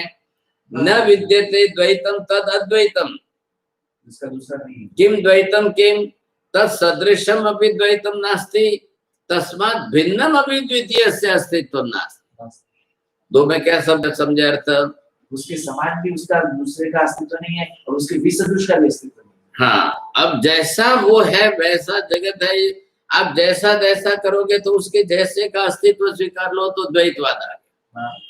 वो पकड़ के बैठे हैं, पूरी भीत के अंदर दीवार में एक खिली बांध करके लटक गए ना, अब पूरी दीवार में कहीं पर भी खिली नहीं है। बस अद्वैतम न विद्यते द्वैतम द्वितीयस्य अस्तित्वमेव नास्ति इति कृत्वा अद्वैतम। अब वो बात उन्होंने वहां पर स्पष्ट पकड़ लिए। तो वो अगर आत्मा की जाति मान ले तो जाति तो किसको कहते हैं?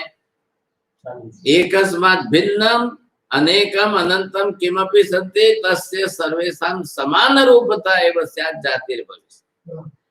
जैनों ने क्यों सिद्ध की जाति आत्मा की? अनंत आत्माओं का अस्तित्व होने के कारण और अनंत आत्मा संख्या में अनंत होते हुए भी सबका एक सरीखापन, एक जैसा, रत्ती भर फर्क। अब निगोज से लेकर चींटी मकोड़े से लेकर मनुष्य से लेकर देवदानवी तक सभी आत्माओं में सब पर्यायों में एक सरीखी आत्मा है। वो आत्मत्व जाति सिद्ध करना है, एक आत्मा सिद्ध नहीं कर रहे हो आप।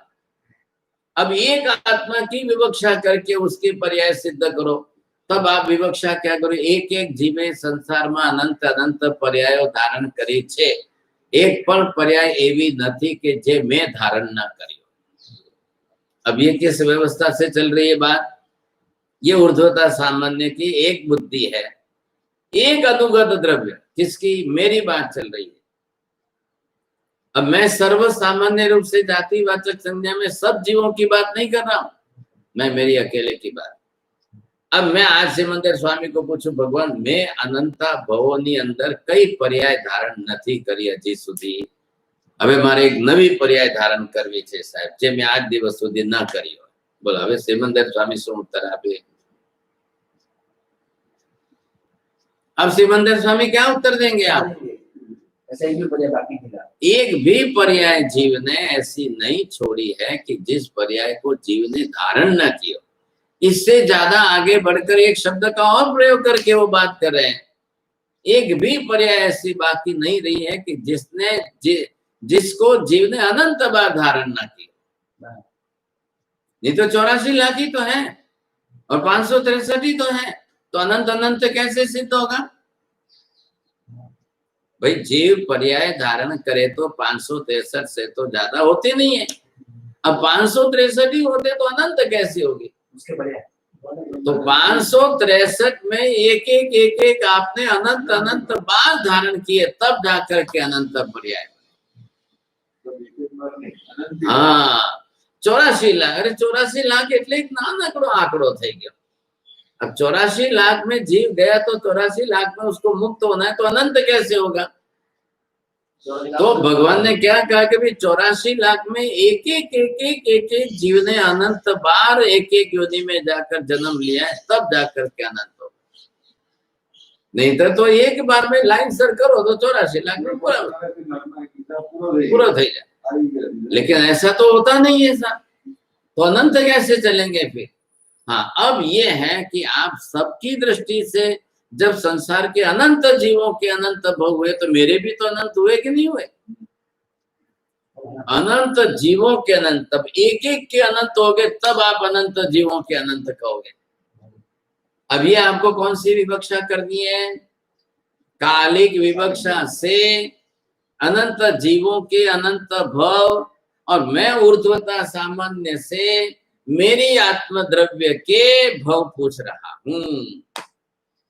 तो मेरे आत्म द्रव्य के भव कितने हुए उसमें मैं ही केंद्र में हूं, मेरे ही भव हो रहे।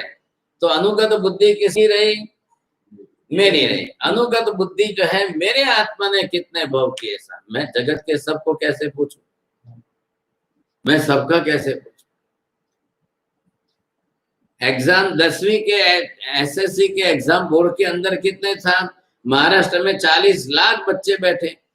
अब 40 लाख बच्चे में एक माँ अपने बच्चे को लेकर के प्रश्न खड़ी कर रही कि इसको कम मार्क कैसे आए, ये फेल कैसे? एक कंपनी ली हजारों गाड़ी, बरोबर, कंपनी हजारों गाड़ी, बरोबर। अब वहां पर आपने जातिवाचक संज्ञा किसकी बनाई? आप पर्याय की बना रहे हो।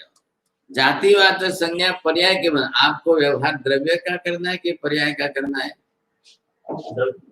पर्याय का। फिर आप परे तो ये किसकी बात, भेद किसके चल रहे हैं? अरे ये भेद द्रव्य के की है, ऊर्ध्वता सामान्य तेरी एक सामान्य पर्याय के भेद नहीं, द्रव्य के। अब जो जितने भी बनाए, एक कंपनी ने 1000 गाड़ी बनाई, 1000 कंपनियों ने लाख गाड़ी बनाई, अनुगत द्रव्य इसमें किसका किसके साथ कौन सा है ये बना रहे हैं। एक लोखंड एक द्रव्य है। अब लोहे की गाड़ी जितनी बनाई, लेकिन बाकी की कंपनियां कोई फाइबर की बना रही है, कोई प्लास्टिक की बना रही है, कोई एल्यूमिनियम की बना रही है, द्रव्य अलग हो गया। सबकी पर्याय में सबके द्रव्य अलग अलग हो गए। वो व्यवहार करोगे तब आप अनुगत द्रव्य में नहीं आओगे, तब ऊर्ध्वता सामान्य में नहीं आओ, आप तिर्यक सामान्य में जाओ। यहाँ पहले ध्यान रखो ये भेद किया क्यों है। इस भेद को समझ करके ऊर्ध्वता सामान्य से पहले द्रव्य को पकड़ो। पूरे द्रव्यानुयोग में महाराज साहब ये बहुत बड़ी मुश्किल बात होगी कि एक वस्तु की विवक्षा को पकड़ करके स्थिर रहना, नहीं तो इधर से उधर चलेगा। एक पटरी पर गाड़ी चल रही है, वो दूसरी पटरी पर गई तो एक्सीडेंट हो जाए, बस यही तो है सर। जब जो विषय चल रहा है, अब वो द्रव्य का है कि गुण का है कि पर्याय का है कि किसमें है, तीन के का गुणाकार करोगे 9 भेद बनेंगे, तब आपको स्पष्ट करने में, पकड़ के रखने में तकलीफ होगी। और हमारी पकड़ है नहीं तो हम इधर से उधर विचलित होंगे, और विचलित होकर के इसके बजाय ये पकड़ में आ गए, इसके बजाय ये पकड़ में आ गए, हम पकड़ के बैठ जाएंगे। अभी तक मैं जो है तिर्यक सामान्य की बात नहीं कर रहा हूं, मैंने अभी तक आपको ऊर्ध्वता सामान्य के दृष्टांतों से एक स्वरी की बात समझाने की कोशिश की। अब आपको क्या करना है, इसके अंदर जिस द्रव्य के जितनी पर्याय हो रही है, अनुगत द्रव्य एक ही है, ये आपको देखना है। हम साधु विहार करके जाते हैं, जब भी विहार में घड़ा लेना तो सबकी अमदावादी गढ़ो, पर साहब હવે આ લઈ જાઓ ને સાહેબ, નથી આ લઈ અરે પણ આટલું બધું વજન છે, અમદાવાદી ગળા છે ને કાગળ જેવા હલકા ફૂલ હોય એ વિહારમાં ઉપાડવા, હવે આ કઈ રીતે લઈ જવાય? આટલું બધું વજન અમારે 20 કિલોમીટર વિહાર છે, 20 કિલોમીટર એટલે 4 કલાક ચાલવાનું છે સાહેબ. અમદાવાદી ઘડો હોય ને तो हल्को वजन में। अब उनके लक्ष्य में क्या है? घट पर्याय से व्यवहार कर रहे हैं कि वो द्रव्य से व्यवहार कर रहे हैं? विवक्षा किसकी कर रहे हैं? पर्याय। अरे ऐसे घड़ा द्रव्य, लेकिन ऐसे अमदावादी घट का पर्याय। बस तो वो घट जो है उनको द्रव्य से बात है उनकी, व्यवहार पर्याय की नहीं करे। अमदावादी अमदावादी अमदावादी घड़ा वो पर्याय किस द्रव्य की है? ये जे बने छे एकदम हल्को फूल होय छे। अब पर्याय से जो है उनका हेतु द्रव्य पर था। अच्छा, द्रव्य के पीछे उनका गुण कौन सा? हल्का हल्का हल्का हल्का हल्का। तो लोगों ने क्या किया साहब? अमदावादी घड़ा फूट जाता है, गर्म पानी बह के फूट जाए तो पैर जल जाए, तो उन्होंने प्लास्टिक का बना के। तो साधु जी खुश हो गए, राजी हो गए। आ तो हम ना करता है हल्को छे, आ एना करता है हल्को का वजन छे, हलो वांधो नहीं आवे। एक एक दिन दो दो घड़े पकड़ के चलने लगे। अब जब देखा कि इस प्लास्टिक से कैंसर हो रहा है, गरम गरम पानी लाके रखे और उसी में से ठंडा करके पिए तो लाल घड़ा थोड़े दिन में तो सफेद हो जाएगा। अब बाप रे, ये बड़ा नुकसानकारक खतरनाक आ गई। अब वो बदल करके तांबे में रहा है। तांबा इतना पतला बनाया, इतना पतला बनाया, फिर वजन किया उसका इसके साथ। हाँ साहब, હવે વાંધો નહીં આવે તો સાધુ સાધુ હવે તાંબાનો ઘડો વાપરો। તાંબાનો ઘડો વાપરે તો એમાં થોડો જાડો આવી ગયો તો સાધુજી કે ભાઈ જાડો નથી જોઈતો અમારે, તો એનું વજન વધારે થઈ જાય છે। अब क्या करना चाहिए? जहां जिसकी विवक्षा कर रहे हो तो मूल समूर्त में द्रव्य में लाया, गुण में लाया कि पर्याय में लाया? हल्कापन ये गुण है, पर्याय उसकी ऐसी है, द्रव्य उसका ये है। इस द्रव्य का अब द्रव्य बदलो आपने, आपको इधर जाना है, घड़ा प्लास्टिक नो छे, तांबा नो छे, माटी नो छे। हाँ, ये गुण है। द्रव्य वो घट नाम का द्रव्य है। तांबे का, लेकिन तांबा द्रव्य बोले, द्रव्य से नाम। तांबे का घड़ा, लेकिन तांबा। हाँ बोलो। और मिट्टी का हो तो मिट्टी। हाँ। और फिर पर्याय से क्या लिखा? आकार। आकार। पर्याय तो घट आकार। घट नाम किसका बना है? नाम, संज्ञा, व्यवहार सब पर्याय का चलता है। अब आपको जब तिर्यक सामान्य में चले जाओगे तो तांबा नो, पीतल नो, प्लास्टिक नो, माटी नो, ये सब अलग अलग करना पड़ेगा। वहां द्रव्य एक अनुगत नहीं है। वहां द्रव्य बदल गए, पर्याय बदल जाएगा। फिर भिन्न भिन्न पर्याय में भिन्न भिन्न द्रव्य है, वो आपको देखना है। और यहाँ आपको क्या देखना है? द्रव्य एक ही है। अब यहाँ अनुगत द्रव्य एक है, द्रव्य नहीं बदल रहा है। अब एक दुकानदार क्या करेगा? एक ही मिट्टी के घड़े रखेगा? उसके दुकानदार के पास सब संग्रह, ये देखो ये सब मिट्टी के, ये तांबे के हैं, ये पीतल के, ये प्लास्टिक के, ये चांदी के। बोलो साहब, आप लोग क्या सही है? अब व्यवहार उसके कारण चलाना है। आगे बात समझ में? तो आप किसका व्यवहार? विवक्षा पहले देखो। आप विवक्षा एक सर की अनुगत बुद्धि से देखोगे तो अनुगताकार बुद्धि द्रव्य की किसमें है? आप पर्याय को दृष्टि में ला रहे हो कि द्रव्य को? मैंने अभी आपको दागिने के दृष्टांत से समझाया था जी। तो वहां पर द्रव्यगत विवक्षा किसकी कर रहे हो आप? अब द्रव्य की प्राधान्यता है और उसी की सादृश्यता आपकी चल रही है, तो आप क्या करोगे? तो बदल गई बात। सोने के द्रव्य के आभूषण, अब आप उसमें तांबे पीतल वाले नकली लाए तो पर्याय द्रव्य बदल गया। पहली बात क्या है कि द्रव्य पर्याय के ढांचे में ढल गया है। पर्याय के ढांचे में ढला हुआ है, इसलिए आप उसको एक सरीखा कहते हो। आप देखो द्रव्य,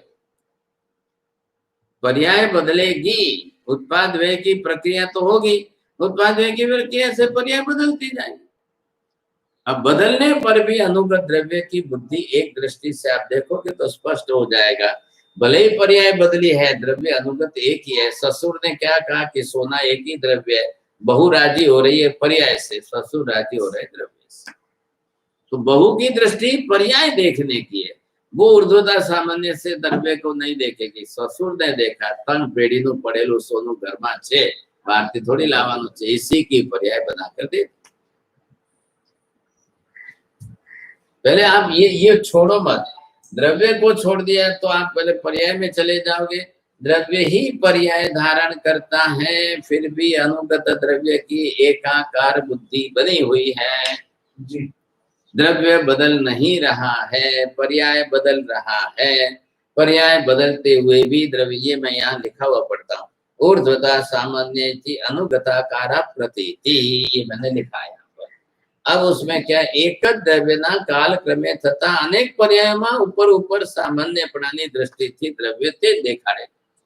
अब इसको दोनों को आप अलग अलग करने में क्या, एक ही द्रव्य से काल क्रम में बार बार ऊपर ऊपर आपका भिन्न भिन्न अनेक पर्याय में पिंड स्थान पोषक कुशल घट कपाल आदि पर्यायों में मृत बुद्धि एक ही माटी चल रही है, एक ही मिट्टी के द्रव्य है, तो अनुगताकार बुद्धि द्रव्य की एक ही बनी रही। अब ये आकार बना कि वो आकार बना, ये आकार बना कि वो आकार बना, क्या बदला, द्रव्य बदला क्या, बस द्रव्यगत बुद्धि जो है उसकी ऊर्ध्वता सामान्य में एक सरीखी वही बनी रही है उसके अंदर, वो नहीं बदल रही है। अब ये पहले हम अगर स्पष्ट यहाँ पर कर लेते हैं, ये जब तक स्थिर नहीं हो जाए वहां तक आप दूसरे भेद में मतों में जाएंगे तो दिगंबर अलग मान रहे, वो अलग मान रहे, थोड़ा सा इसमें अपनी अपनी दृष्टि से भेद कर रहे हैं, फिर पहले ही अगर उसमें फंस गए तो आपको जो है ये स्पष्टता नहीं हो। अब एक द्रव्य की पर्याय बनेगी, अब घट में तो बनते बनते ये बने, ऊर्ध्वता सामान्य कहा, अब एक द्रव्य की पर्याय कितनी हुई, अब उस पर्याय में बदलती जा रही, बदलती रहेगी। उत्पाद व्यय के बिना तो परिवर्तन नहीं होगा, और उत्पाद व्यय के बिना पर्याय नहीं बने। पर्याय बनना और पर्याय बदलना आ रहा है ख्याल में, पर्याय बनेगी और पर्याय बदलती जाएगी, तो बदलती पर्यायों के साथ में भी उसी द्रव्य की अनुगताकार प्रतीति आपको वही वैसी ही होनी चाहिए। अब वैसे ही एक सरीखी आपको होगी तब जाकर के ये बात बनेगी, नहीं तो नहीं बनेगी। अब शक्ति मात्र ते द्रव्य सर्वनी गुण पर्याय नहीं ली जाई रे, कारण रूप निकट देखे नहीं, समुचित शक्ति कही, छठी गाथा। अब वो अलग से अपनी बात कर रहे हैं, समझे कि नहीं। तो यहाँ पर पहले आप द्रव्यगत जाति, द्रव्यगत अस्तित्व किसका है, ध्रुव अस्तित्व द्रव्य का है, पर्याय का अस्तित्व ध्रुव नहीं है, पर्याय का अस्तित्व परिवर्तनशील है। क्यों परिवर्तनशील है, उत्पाद व्यय के कारण। उत्पाद व्यय होता किसमें है, द्रव्य में ही, द्रव्य में ही होगा, उसी की पर्याय बदलेगी, तो पर्याय किसकी हुई, द्रव्य की ही हुई। द्रव्य पर्याय और अपि अभेदः की भेदः, द्रव्य का पर्याय के साथ अभेद है कि द्रव्य पर्याय में, लेकिन विशेष पर्याय न साकम भेदः, जैसे जैसे विशेष पर्याय उसकी बदलती जाएगी उससे लोग व्यवहार में भाषा में भेद करेंगे, लेकिन द्रव्य तो पर्याय के अंदर अनुगत है, तो एक प्रतीति आपको द्रव्य की रहेगी, तो द्रव्य बरोबर बना हुआ रहेगा उसमें, ख्याल है। अब द्रव्य बरोबर जब बना हुआ रहेगा तो एक सरीखा द्रव्य उसमें चल रहा है, ख्याल है। अब मैंने दृष्टांत दिया आपको मनुष्य का, तो मनुष्य के अंदर भी एक बात, दूसरी बात, तीसरी बात, जितने अब तो पर्याय तो बदलेगी। अब इसको भी स्वीकारने वाले नहीं है। अब ये जो आजकल निकले हुए ना अलग अलग मत वाले, ये प्रजापिता ब्रह्मा कुमारी वाले, एक द्रव्य की एक ही पर्याय मानना है, एक द्रव्य की अनेक पर्याय नहीं मानना, बस ऐसा मानना। हाँ, उनको पर्याय बदलते हुए भी उसी वही पर्याय वापिस बनेगी, वही पर्याय वापिस, तो उनको अनुगत मूल द्रव्य तो मानना ही नहीं है, मूल द्रव्य तो वो ईश्वर को मान करके छोड़ देते। तो यहाँ पर उनको क्या देखना है कि भाई एक अलग द्रव्य है और एक द्रव्य के कर्म कारणीभूत है और कर्म जन्य पर्याय का परिवर्तन है उत्पाद व्यय की। इतनी व्यवस्था को इतनी सुंदर रूप से केवली ने स्पष्ट की है। अब किसी के ये समझ में नहीं आ रहा है, किसी के ये समझ में नहीं आ रहा है। अब जिसको जो समझ में नहीं आया वो उसने छोड़ दिया और बाकी पकड़ के रखा, तो एक मतभेद हो गया। हाँ, वो जो भी है, क्योंकि कार्य कारण भाव नहीं बैठेगा वहां तक उनके अंदर वो बात स्पष्ट नहीं होगी, और वो नहीं होगी तो उस अंश को छोड़ देंगे। एक अंश को स्वीकारना, दूसरे अंश को छोड़ना, इसी से मत मतांतर की उत्पत्ति होती है। मतभेद होता है, मत मतांतर होते क्यों है? सर्वांश से आपको नहीं पकड़ना है। फिर वो कौन आया? हाथी की पूंछ को पकड़ने वाला क्या बोलेगा, हाथी की सूंड को पकड़ने वाला क्या बोलेगा, हाथी की पैर को पकड़ने वाला क्या बोलेगा, दांत को पकड़ने वाला क्या। अब ये सब अपने अपने तरीके से अलग अलग पकड़ रहे हैं। वैसे उसमें ये भी लोग हैं, एक ही पर्याय बार बार बनती रहेगी तो बार बार क्यों बनेगी? फिर जब एक ही पर्याय रहनी है तो रहने तो एक ही पर्याय में, लेकिन पर्याय तो उत्पाद वेद से नष्ट होती है, इसलिए फिर वापस स्वीकारना तो पड़ता है कि नहीं नहीं पर्याय बदलती तो है। अरे बदलती है तो फिर आप एक ही क्यों मानो? कारण कहाँ गया उसका? बस वहां कारण नहीं है। गलती कहाँ किसने क्या की है? ईश्वर को कारण मान लो। भाई द्रव्य गुण पर्याय में जो हो रहा है वो उसी में होने दो, आप तीसरे को बीच में क्यों लाया? एक व्यवस्था अनवस्था कर दी आपने, एक में गलती की तो सब में भूल। बिल्कुल पूरा गणित चल रहा है कि नहीं? आपको एक से गिनती करते 2 लाख तक पहुंचना है, आपने 2 की जगह 3 का आंकड़ा लिख दिया, ऐसा पूरी व्यवस्था भी कर। तो ये गलती करने वाले कर रहे हैं, वो क्यों कर रहे हैं ये कारण आपको समझ में आना चाहिए। सर्वज्ञ के सिद्धांत को सर्वनयों से सर्व सहजवाद से भंगी से सप्तभंगी से समझने वाला वो दूसरों की गलती जल्दी से पकड़ पाएगा कि इसने कहाँ गलती की है, ये किस नए को लेकर के चल रहा है, इसने इतनी सी बात को क्यों पकड़ी है, ये आपको समझ में आ जाएगा। लेकिन एक नए वाला जो चल रहा है उसको सबकी जो है बात समझ में नहीं आई। चला है अब ये किस रूप में कह रहे हैं, वो किस रूप में कह रहे हैं, और पदार्थ स्वरूप ऐसा है और त्रिपदी से उत्पाद वे की प्रक्रिया से ऐसी व्यवस्था हो रही है। अब ये समझ करके उसको भाषा में विवक्षा में समझना, अब ये सबके वश की बात नहीं है, इसलिए सबने अलग अलग मत निकाले। शंकराचार्य जैसे इतने बुद्धिशाली है, उनको समझने में 1 मिनट नहीं लगती, चले। लेकिन जब बुद्धि कसाय से अभिनिवेशिक ग्रस्त हो जाती है तो पूरे जन्म में वो रहस्य समझ में नहीं आता। 100 बरस में जिसको 1 मिनट लगती है समझने में। मैंने आपको परसों बात की थी एस राधा कृष्णन, अब वो शंकराचार्य का फॉलोवर है, तो उसने शंकराचार्य के रिस्पेक्ट के आधार पर अपनी बात पकड़ ली। वो पदार्थ पर नहीं जा रहे हैं, पदार्थ के अंदर के गणित को वो न्याय नहीं दे रहे हैं, वो व्यक्ति आश्रित बन गए तो he is just going to give the respect to the Shankaracharya. तो what the Shankar says blindly I have to follow it. बस अब बात पूरी हो गई। ब्लाइंडली जब बोल दिया, शब्द प्रयोग कर दिया, तो उनको पदार्थगत गणित की वास्तविकता से मतलब नहीं है। शंकराचार्य क्या कह रहे उनके शब्द उनसे मतलब है, और ये सर्वसामान्य बुद्धि है। राधा कृष्णन की बात है ऐसी बात नहीं है, सब लोगों की सामान्य बुद्धि है। अब इसमें आप भेद कहाँ करो, क्या है हरिभद्र जैसे सब थोड़ी मिलेंगे। पक्षपातो नमी वीरे न रागः कपिलादिषु युक्ति मद वचनम यस्य तस्य कार्य परिग्रह, ये बोलने वाले सब थोड़ी मिलेंगे। नहीं, मैं इनके प्रति राग भी नहीं, मेरा इनके प्रति द्वेष नहीं, वस्तु स्वरूप क्या है मुझे वो स्वीकारना है। अब यथार्थ सत्य बनाओ, यथार्थ सत्य बनाकर यथार्थ वास्तविक न्याय को स्वीकारो, बस बात पूरी हो गई। आप क्यों इधर से उधर क्यों जा रहे हो, इस पर से उस पर क्यों जा रहे हो, ये पहले आप भेद करो। अब नहीं करोगे तो इधर से उस पर जाओगे, उस पर से उस पर, ये चलता ही रहेगा, बहुत जल्दी चलता रहेगा, बहुत जल्दी चलने वाला है। आपके पहले अर्थ स्पष्ट हो जाए, सिद्धांत स्पष्ट हो जाए, सिद्धांत त्रैकालिक सिद्धांत बनना चाहिए, उसको आपको पकड़ना है। फिर व्यक्ति पर मत चले जाओ, यहाँ पर पूरे शास्त्र में ग्रंथ कोई भी बदलेंगे। आप समझ में आ रही बात?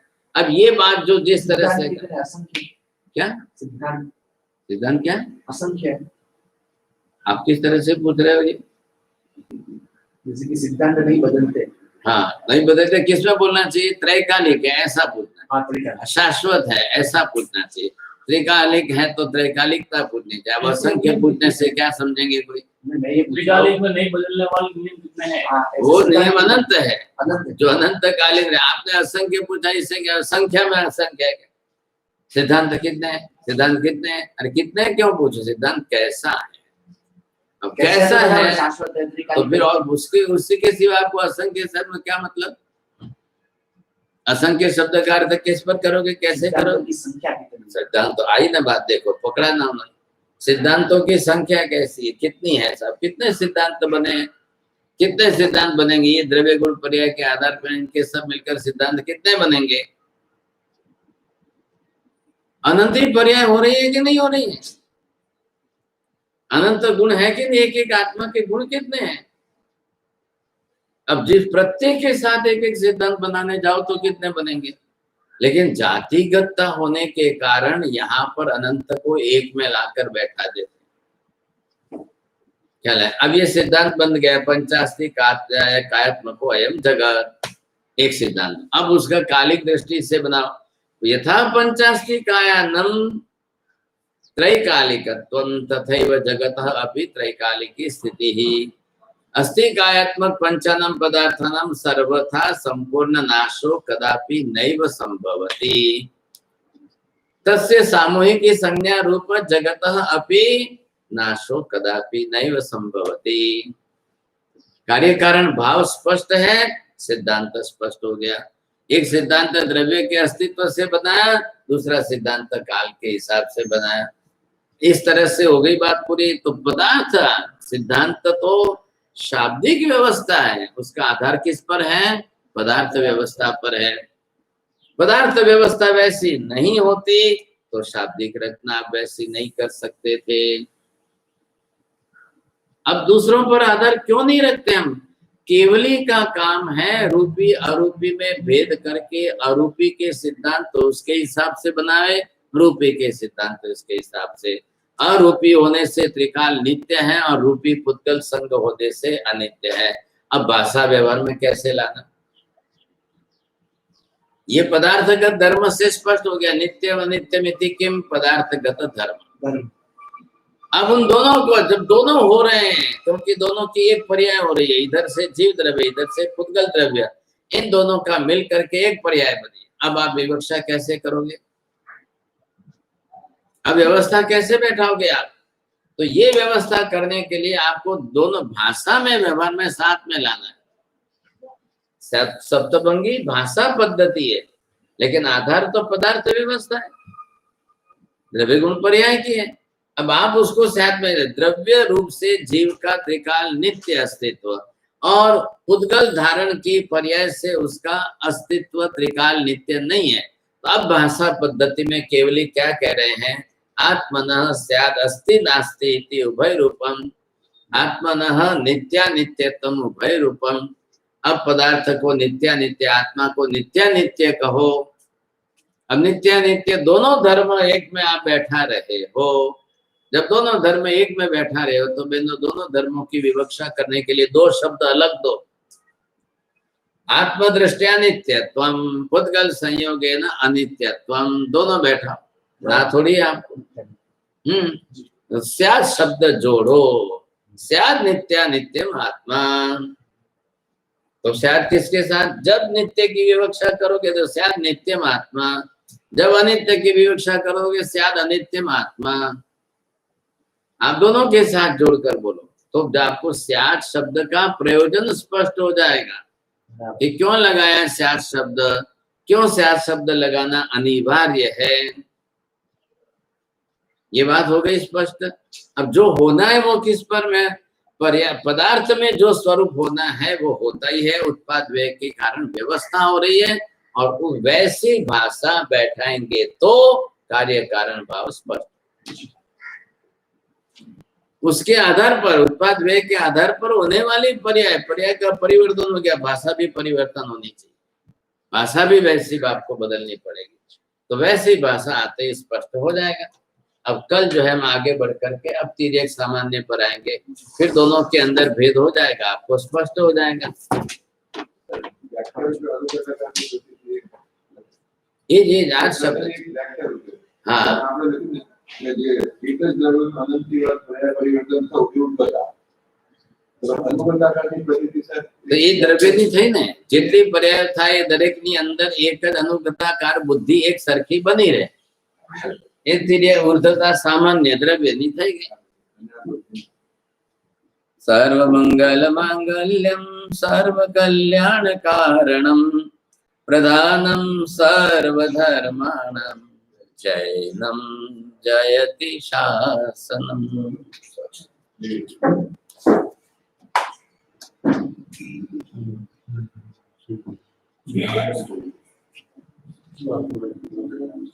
દેવ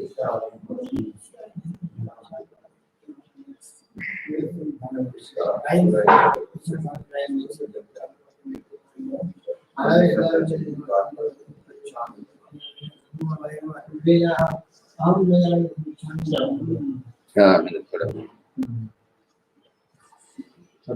हाँ बोलो नहीं वापरने देना खासे